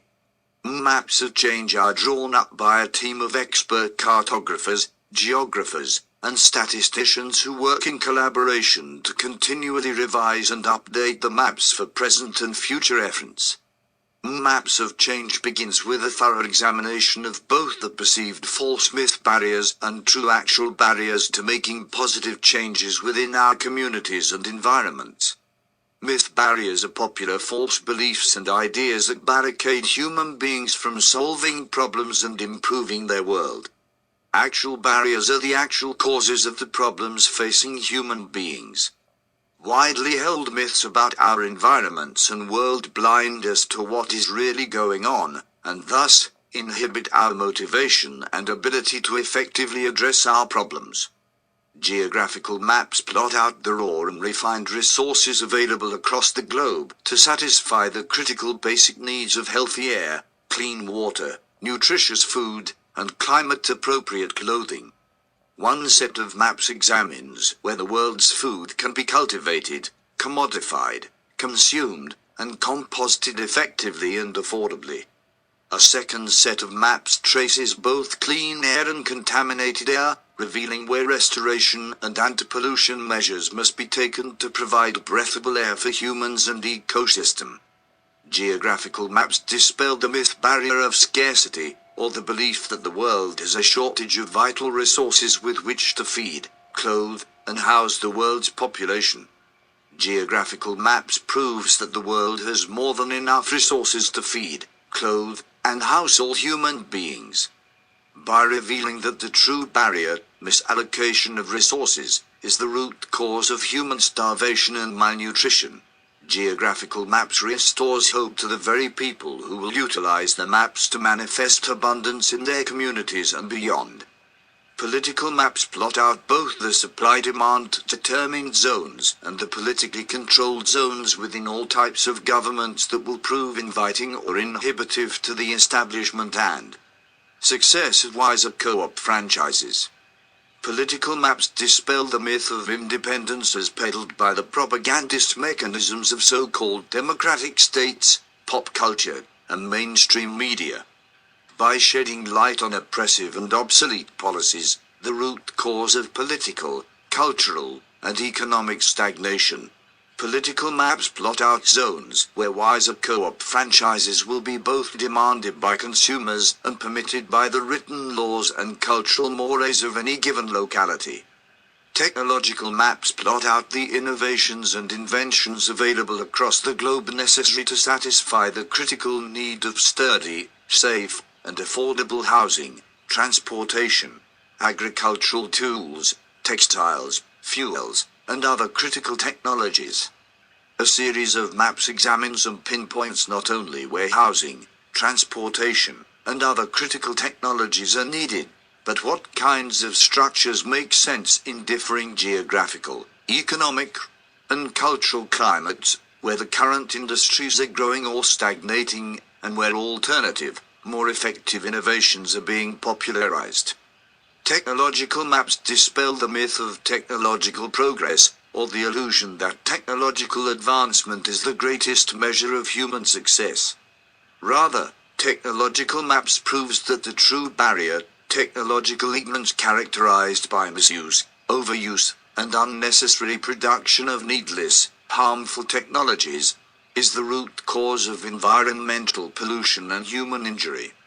Technological maps plot out the path to the next wave of industrialization that is designed to preserve the natural environment, maintain human safety, and provide vital necessities. Population maps plot out the franchisees and consumers available across the globe that are interested in owning and patronizing wiser co-op franchises. By knowing where wiser co-op franchises will be permitted, accepted and patronized by local target markets, time, money, resources and energy will not be foolishly squandered where franchises do not prove popular or profitable. Population maps dispels the myth of overpopulation, that is, that there are too many people to sustainably support. On the contrary, population maps proves that the true barrier, maldistribution of population is caused by poor communication systems and ineffective community layout, is the root cause of unemployment and underemployment. Population maps plot out where community restoration efforts must take place for the effective functioning of wiser co-op franchises. Historical maps plot out past and present economic trends and events that foster or inhibit healthy economic growth throughout the world. Tracking political, cultural, and economic phenomena, these maps reveal where and why ineffective, unhealthy and stagnant circumstances happen to individuals, communities, and nations. Historical maps dispel the myth of freedom, which is enjoyed by a privileged few and denied to many. Conversely, historical maps argues that the true barrier, maladaptive personal and collective habits as learned from ignorant parenting strategies, stale education systems and popular media, is the root cause of repeating unhealthy trends. Historical maps plot the path to an innovative educational framework necessary to continually maintain and enhance cultural, political, and economic systems to be utilized by present and future generations. Cosmological maps, by examining energy into matter processes, plot out the current creation and reproduction processes dominating major industries across the globe. By analyzing and understanding how factories, laboratories, and other types of production facilities operate, these maps will allow us to model effective production methods that benefit wiser co-op franchisees and consumers while rejecting those that prove useless, obsolete, or injurious. Cosmological maps dispels the myth of order, which is little more than an illusion produced by neat rows of assembly line workers.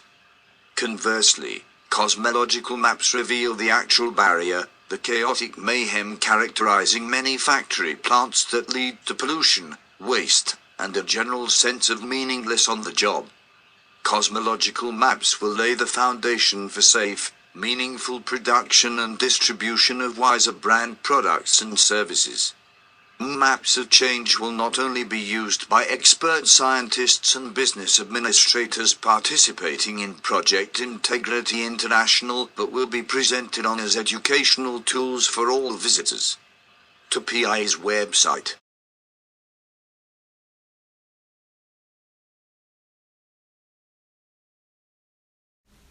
The business plan of Project Integrity International.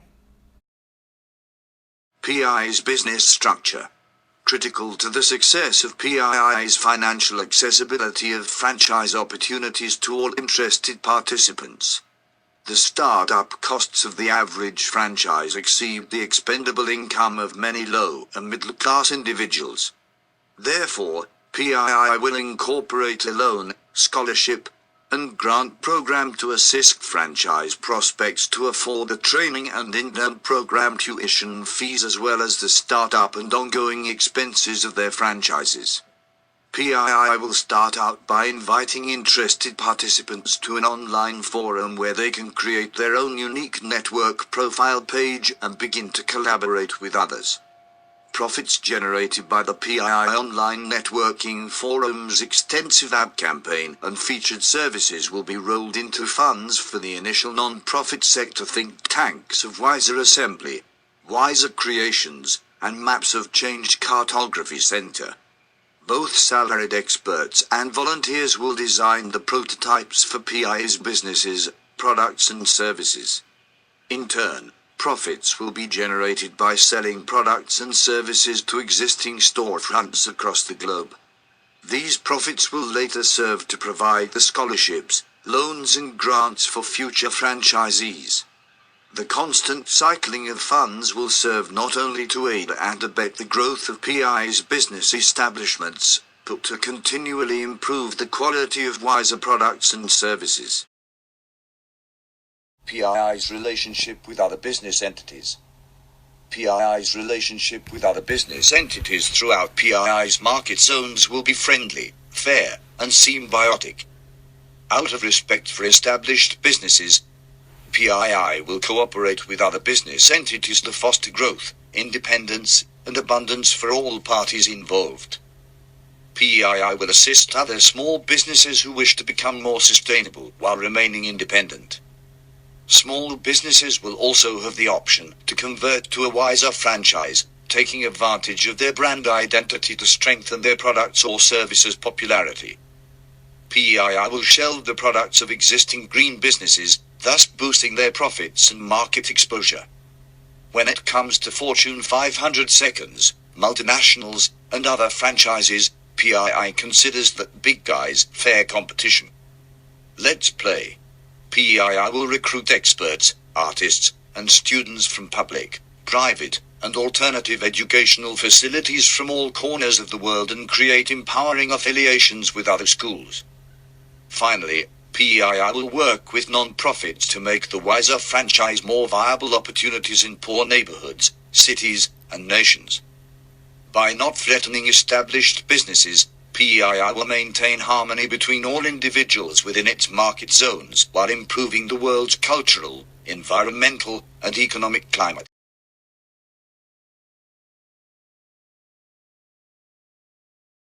PII's distribution channel.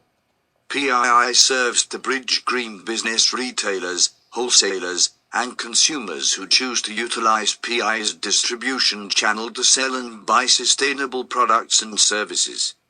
Wiser stores' shelves will not only be stocked with Wiser brands, but will carry other green brands who will benefit from increased profits and market exposure.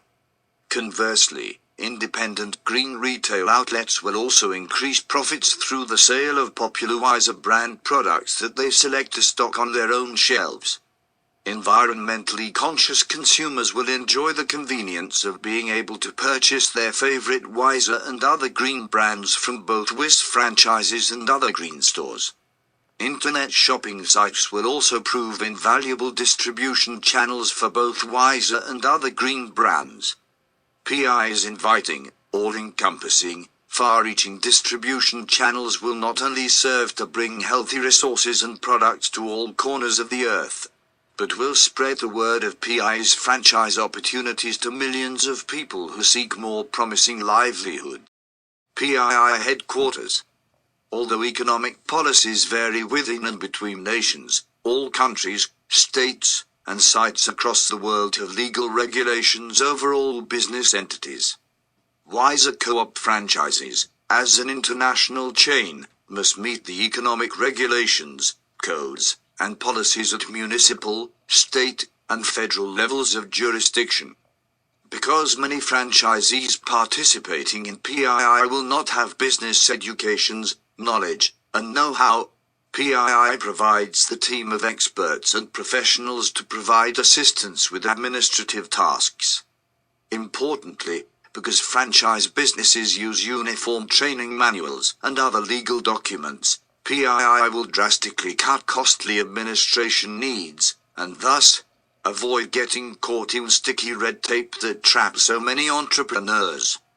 Project Integrity International headquarters branches will exist in convenient, central locations throughout PII's market zones across the world. Wiser Assembly. Wiser Assembly team members will work both at PII headquarters and out in the field. Wiser Assembly is made up of 9 units, each set up, operated, and maintained by team members. While individual franchisees do their own accounting, file their own taxes, and track their own cash flow, the Wiser accounting team provides assistance with and training for Wiser co-op franchisees that are unskilled at such tasks. Wiser accounting also deals with the flow of capital and owner stocks for the larger PII establishment. Wiser Realty is a team of real estate agents that procure the land and property where Wiser co-op franchises will be opened and operated. In addition, Wiser real estate agents will be available to assist franchisees with the purchasing and refinancing of their personal property. Wiser Insurance is a team of insurance brokers that will ensure that all franchises hold the right kinds of insurance policies legally required to protect franchisees and their clients in the case of accidents, lawsuits, and natural disasters. Wiser Marketing is a team of marketers and advertisers who will devise and implement effective promotional plans for popularizing wiser products and services, design television, radio, internet, and print ads, and conduct the market research necessary to make Wiser Co-op franchises a success. Maps of Change consists of a team of expert geographers, cartographers, researchers and statisticians who design and continually update and archive a series of maps that will be used to plot out where Wiser Co-op franchises will be demanded, permitted and patronized. Wiser Training is a team of educators who will teach, train, and coach future franchisees how to most effectively operate their businesses. All aspects of owning and operating a business will be taught, such as accounting, bookkeeping, customer service skills, advertising, and human resources. Wiser Law is a team of attorneys who will take care of the legal aspects of both PII and individual franchises, such as acquiring business licenses, incorporation processes, and other legal aspects of owning and operating businesses. Wiser Technical, a team of engineers, computer tech specialists, web developers and other technological experts who assist PI's franchisees with all the technical aspects of owning and operating their businesses. Although PII is structured to ensure fairness and harmony between franchisees, consumers, and others, interpersonal problems are inevitable. Wiser Mediation is a team of conflict resolution mediators who will provide counseling services for franchisees who are experiencing difficulties in their professional relationships. In addition to the 9 teams of PII, external bankers and investors will manage and precipitate money transfer, loans, and grants. The 9 teams of Wiser Assembly will work separately and together to help franchisees make the most of their businesses, and thus, make PII a success. Wiser Creations Global Brand, Local Flavor. Wiser Creations is the laboratories where the prototypes for future Wiser Co-op franchises products and services will be conceived up, designed, produced, and enhanced. Wiser Creations team consists of experts, technicians, scientists, engineers, architects, artists, innovators, and contractors who take on the responsibility for conceptualizing, designing, creating, and enhancing the initial model products and services to be produced, distributed, and sold at Wiser Co-op franchises. All members will hold shares of Wiser Creations. PI's Maps of Change team of cartographers strategically market products and services to global areas that both need and demand the products, thus avoiding over and underproduction. Wiser Creations motto reads Global Brand, Local Flavor. And like most global franchise chains, no 2 Wiser Co-op franchises will be the same. Although all franchises will distribute and sell Wiser Creations retail products, franchisees will design and decorate their storefronts, market their products, and present themselves to the public in a way that is unique to their own personalities and cultural backgrounds.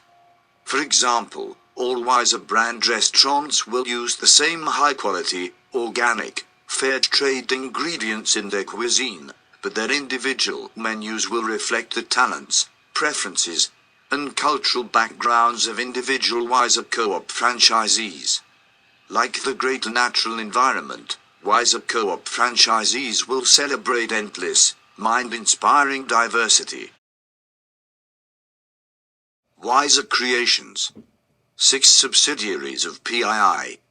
Wiser Creations is a diversified corporation of 6 main subsidiaries operating internationally and across the globe. Wiser Nourish is a subsidiary of Wiser Creations that deals with both the 4 Cs of food production, cultivation, commodification, consumption, and composting. as well as air and water pollution restoration processes. Products will include not only food and air restoration goods and services, but also the equipment needed to grow, prepare, distribute, and sell the products. A wiser co-op franchisee may choose to open up a produce stand, a garden supply shop, a cafe or restaurant, a health food store, an air or water purifier distribution center, a greenhouse, or an organic farm. When conducting trade with independent farmers, vegetation and meats will meet certified organic, fair trade, and freshness standards. Wiser Entertainments is a subsidiary of Wiser Creations that provides healthy, enjoyable sources of entertainment that simultaneously promote mental, physical and spiritual growth and creativity and having a great time. A wiser co-op franchisee may choose to open up a music supply shop, a sporting goods store, an activity-specific learning center, a dance club, a sound recording studio, a theater, video gaming arcade, or any other entertainment facility imaginable. Wiser Designs is a subsidiary of Wiser Creations that provides adequate, effective, and safe housing, transportation, textiles, and other technologies essential for human survival and comfort. A wiser co-op franchisee may choose to open up an alternative fuel station, a natural clothing production facility, an alternative housing production plant, a chemistry lab, or any retail store which sells Wiser Creations technological products and services. Wiser Communications is a subsidiary of Wiser Creations that provides both non-technological and technological communication solutions that harmoniously connect individuals and communities across the globe. Examples of Wiser co-op franchises which are designed to produce and distribute non-technological communication solutions include foreign language tutorial centers, Braille and foreign language translator services, publishing companies, bookstores, and magazines. Examples of technological communications co-ops include companies that create, manufacture, and sell computer hardware/software, telephones, internet, and private sector postal mail services. Wiser Learning is an educational facility that not only provides exercise of the mind, body, and spirit, but prepares students for the many roles and tasks of operating Wiser co-op franchises. By setting up, running, and maintaining Wiser learning centers throughout the world, a team of expert instructors in the age-appropriated activities offered provide the education necessary to bring about the success of Project Integrity International. Wiser Healing Centers, dispersed throughout PI's market zones, will provide affordable therapy plans tailored to the unique healing needs of individuals and communities. Wiser Healing utilizes many traditional and modern healing techniques in conjunction to address the many various health problems affecting individuals and communities. Psychotherapists, massage therapists, surgeons, herbalists, psychiatrists, psychics, and other healers of both Eastern and Western traditions will open Wiser co-op franchise healing centers across the globe. Wiser co-op franchises. Wiser co-op franchises simultaneously promote business efficacy, efficiency, and equality. As a franchise, Wiser co-op franchises can maximize efficacy by spreading far and fast across nations and continents. Two features unique to franchise businesses that foster their rapid growth are their brand name familiarity to consumers who seek pre-assured high quality, and their popularity is achieved through wide-scale advertising and word of mouth. As sustainable businesses, Wiser co-op franchises place strong emphasis on providing goods and services that foster environmental and human health. In doing so, Wiser co-op franchises maximize efficiency by minimizing wasteful production procedures and discouraging addictive consumer habits. Finally, as co-ops, Wiser co-op franchisees will enjoy equal access to profit earning, skill building, and decision-making opportunities. In addition to earning profits generated by their franchise businesses, franchisees will be issued shares in the greater PII establishment. The Wiser Co-op franchise opportunity is open to persons of all ages, races, nationalities, sexual orientations, professions, and genders who successfully complete the Wiser Co-op franchise application, training, and intern program. Wiser Cluster. A Wiser cluster consists of a varietal group of Wiser Creation subsidiaries and Wiser Co-op franchises that work interdependently to satisfy the 6 universal concerns of any given locality. Using maps of change, co-op franchises are strategically located to avoid scarcity or redundancy of goods and services, thus ensuring maximal satiation of needs and minimal waste in any given area. Further, by eliminating competition between like co-ops, all participants can more effectively cooperate to bring abundance, balance, and harmony to their communities and beyond. Participants are encouraged to close the economy by purchasing products and services from Wiser Co-op franchises rather than other existing businesses. Greater profit shares, high product quality, lower prices, and Wiser member discount plans will serve as incentives to this end. PII versus green market capitalism. Under free market capitalism, green businesses are privy to the same obstacles as conventional ones. Because green entrepreneurs choose locations for their businesses based solely on their own circumstances and economic goals, they relinquish control over their immediate surroundings. For example, a health food store operating under free market capitalism has no say over what type or how many businesses open within its market zone. A health food store may end up neighboring a toxic factory or other groceries that encroach on their clientele base. On the contrary, Wiser Co-op franchises are strategically positioned to provide maximum profit potential and healthy surroundings. Like popular chain stores such as Starbucks, Burger King, and Wendy's, Wiser will expand its market zones through mass popularization of its brand name products and services, and thus, increase its store location options throughout the world. While Wiser creates a close-knit community whereby all franchisees play the roles of owner, shareholder, and client, random green business owners often remain isolated from each other and operate under traditional hierarchical structures that limit individual potential.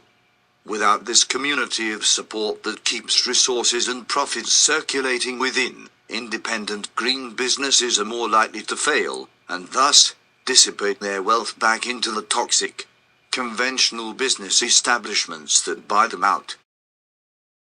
Rotation. Worker, owner, shareholder, client. The success of Wiser Co-op franchises will be determined by the individual and collective effort on the part of all franchisees involved. As discussed above, the 4 roles that all franchisees will play are that of worker, owner, shareholder, and client.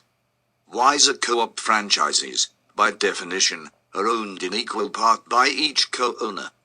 As workers, franchise co-op members will pitch in to complete all tasks involved, such as accounting, bookkeeping, product production, cleanup, customer service, stocking, and inventory. By rotating through various tasks, all franchisees develop a variety of necessary skills and talents. Thus, franchisees avoid getting trapped in the monotony of traditional business models that keep people in rigid roles, such as janitors who do all the cleaning and accountants who do all the financial figuring. As franchise owners and shareholders, entrepreneurs not only earn profits generated by their private businesses, but own profit shares of Project Integrity International.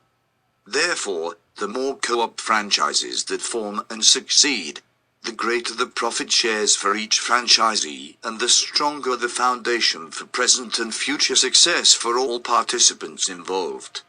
Finally, as clients, franchisees will cycle their profits back into PI's market economy, strengthening the system for all participants. Hence, PII participants are granted the opportunity for continual intellectual, emotional, physical, economic, and spiritual success. Co-opetition. Cooperation within competition.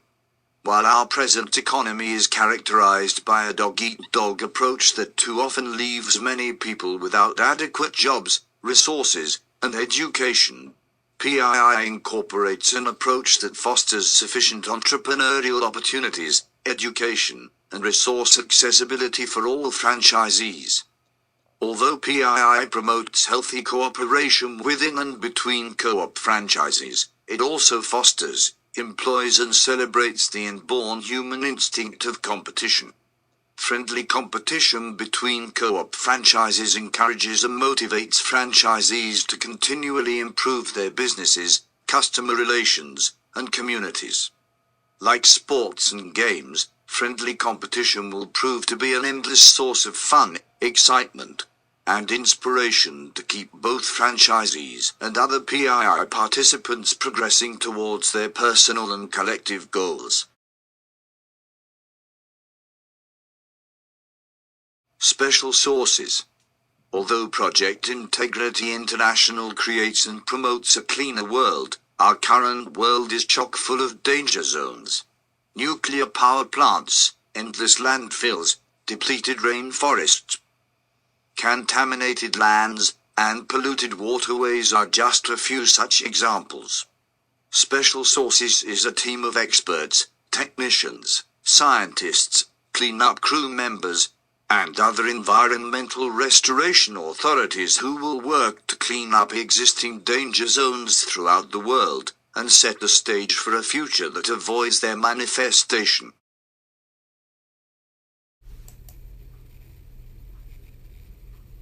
Wiser networks. As wiser franchises grow in number across the globe by occupying and accruing both commercial and residential real estate properties, participants will increasingly have the option to live closer to their own storefronts.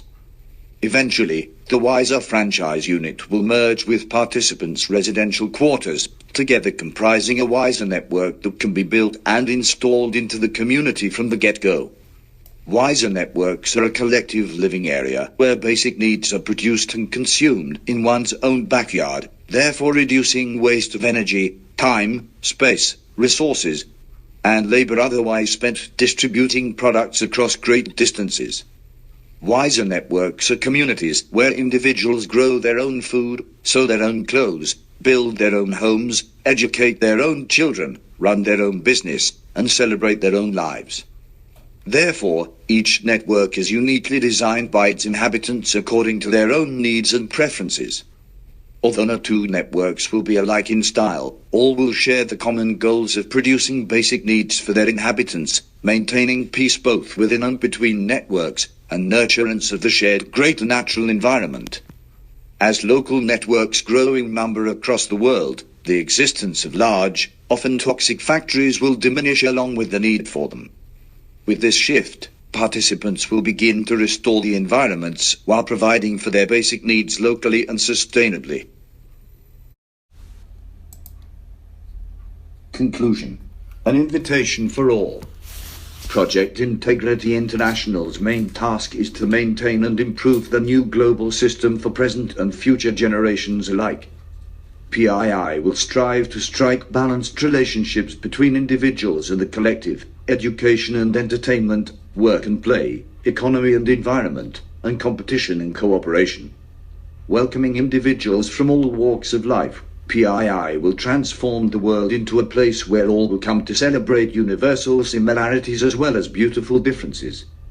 Every individual will be guaranteed access to each of the 6 universal concerns of humankind by playing a direct role in innovating, producing, and providing the goods and services necessary to meet individual and community needs. Further, every individual will share the opportunity to participate in all roles and tasks of PII, and thus joyously exercise all aspects of their minds, bodies, and spirits. By respecting the autonomy of each individual, PII will create and promote a general feeling of connectedness within and between co-ops and communities. Self-willing participants will work to dismantle the weaponry of yesterday and assemble the tools of today. Gardens will replace nuclear facilities and parks will replace unnecessary strip malls as fresh air blows away the stagnation of a polluted yesterday. Project Integrity is not a fantasy of utopia, but rather a reality of perpetual progress. Problems will arise, but so will the people to address and solve them in the most strategically planned and compassionately agreed upon way. PII welcomes you. PII welcomes all. PII Prototypes. Innovations of ABCrane. Cafe Generation. It is often said, education is key. But to which door? While our current national public education system teaches the basic subjects, reading, writing, math, science, history, it does little to prepare children for the real world.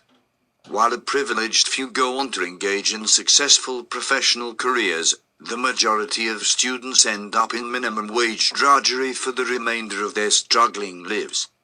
Tragically, those on the fringe struggling to survive in low-income neighborhoods often turn to crime, drugs, and welfare. But it seems that what all students in our public educational system unfortunately share in common is that they are not properly prepared to truly thrive in the big scary world beyond academia. Many after-school programs exist that offer children, tweens, and teens a safe haven from the streets or empty apartments, but many are merely mirror extensions of the school day itself, offering little or no preparation for real-world survival. Outside of these after-school programs, it seems that the only other options for teen hangouts are the shopping mall or the street.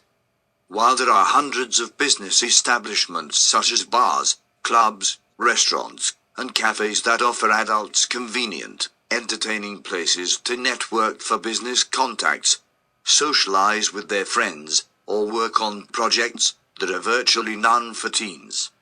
Although teens may frequent these places just to hang out or goof around, they do not truly have a real-world establishment to call their own and engage with each other in a productive and meaningful manner. Cafe Generation provides this place. Cafe Generation has a Just for Teens session operating in the after-school hours.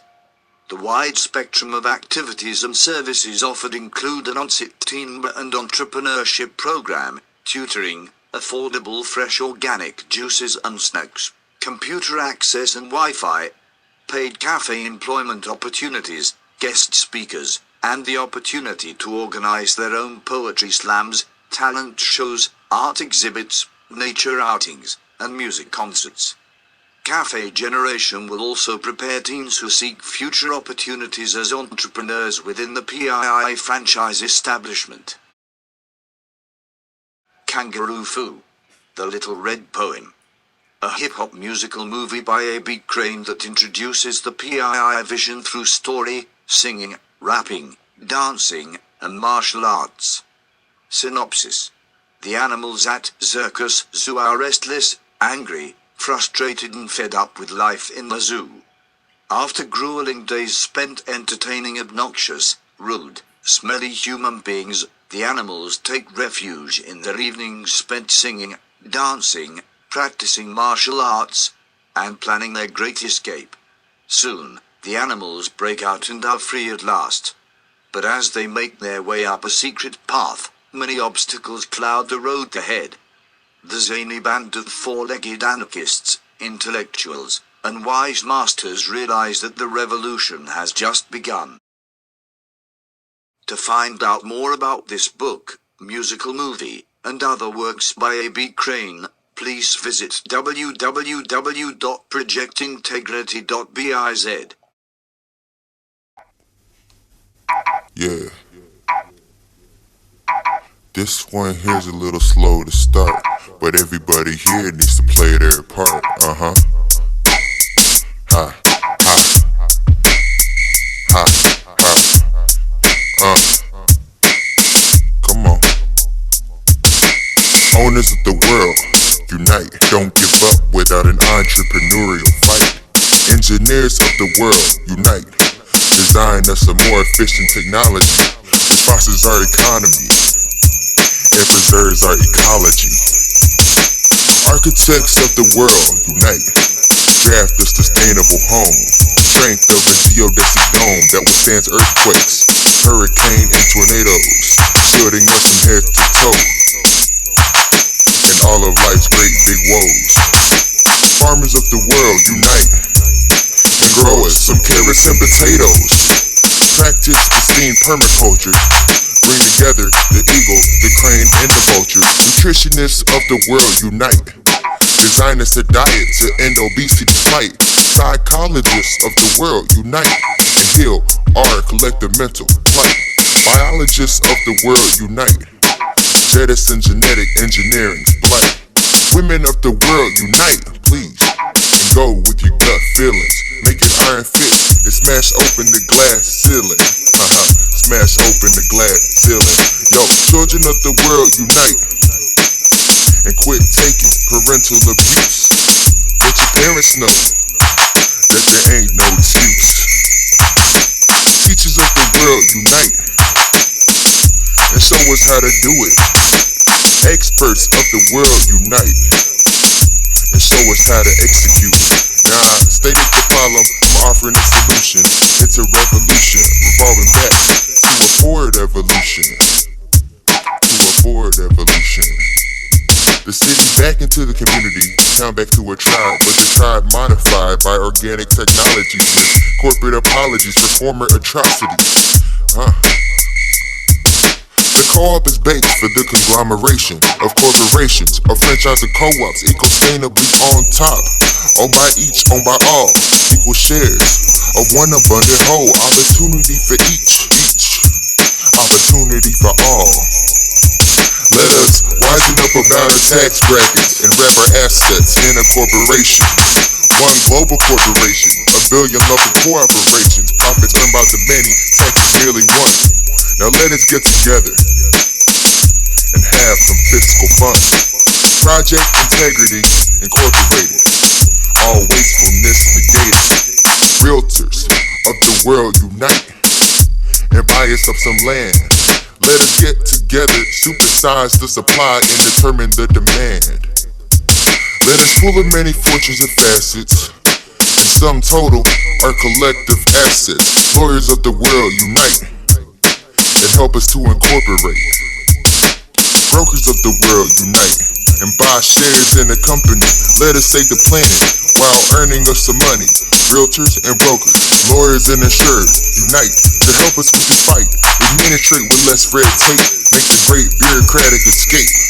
Leverage the logistics, keep track of the statistics for your franchisee, sons and daughters. Put the team together at Project Integrity Headquarters.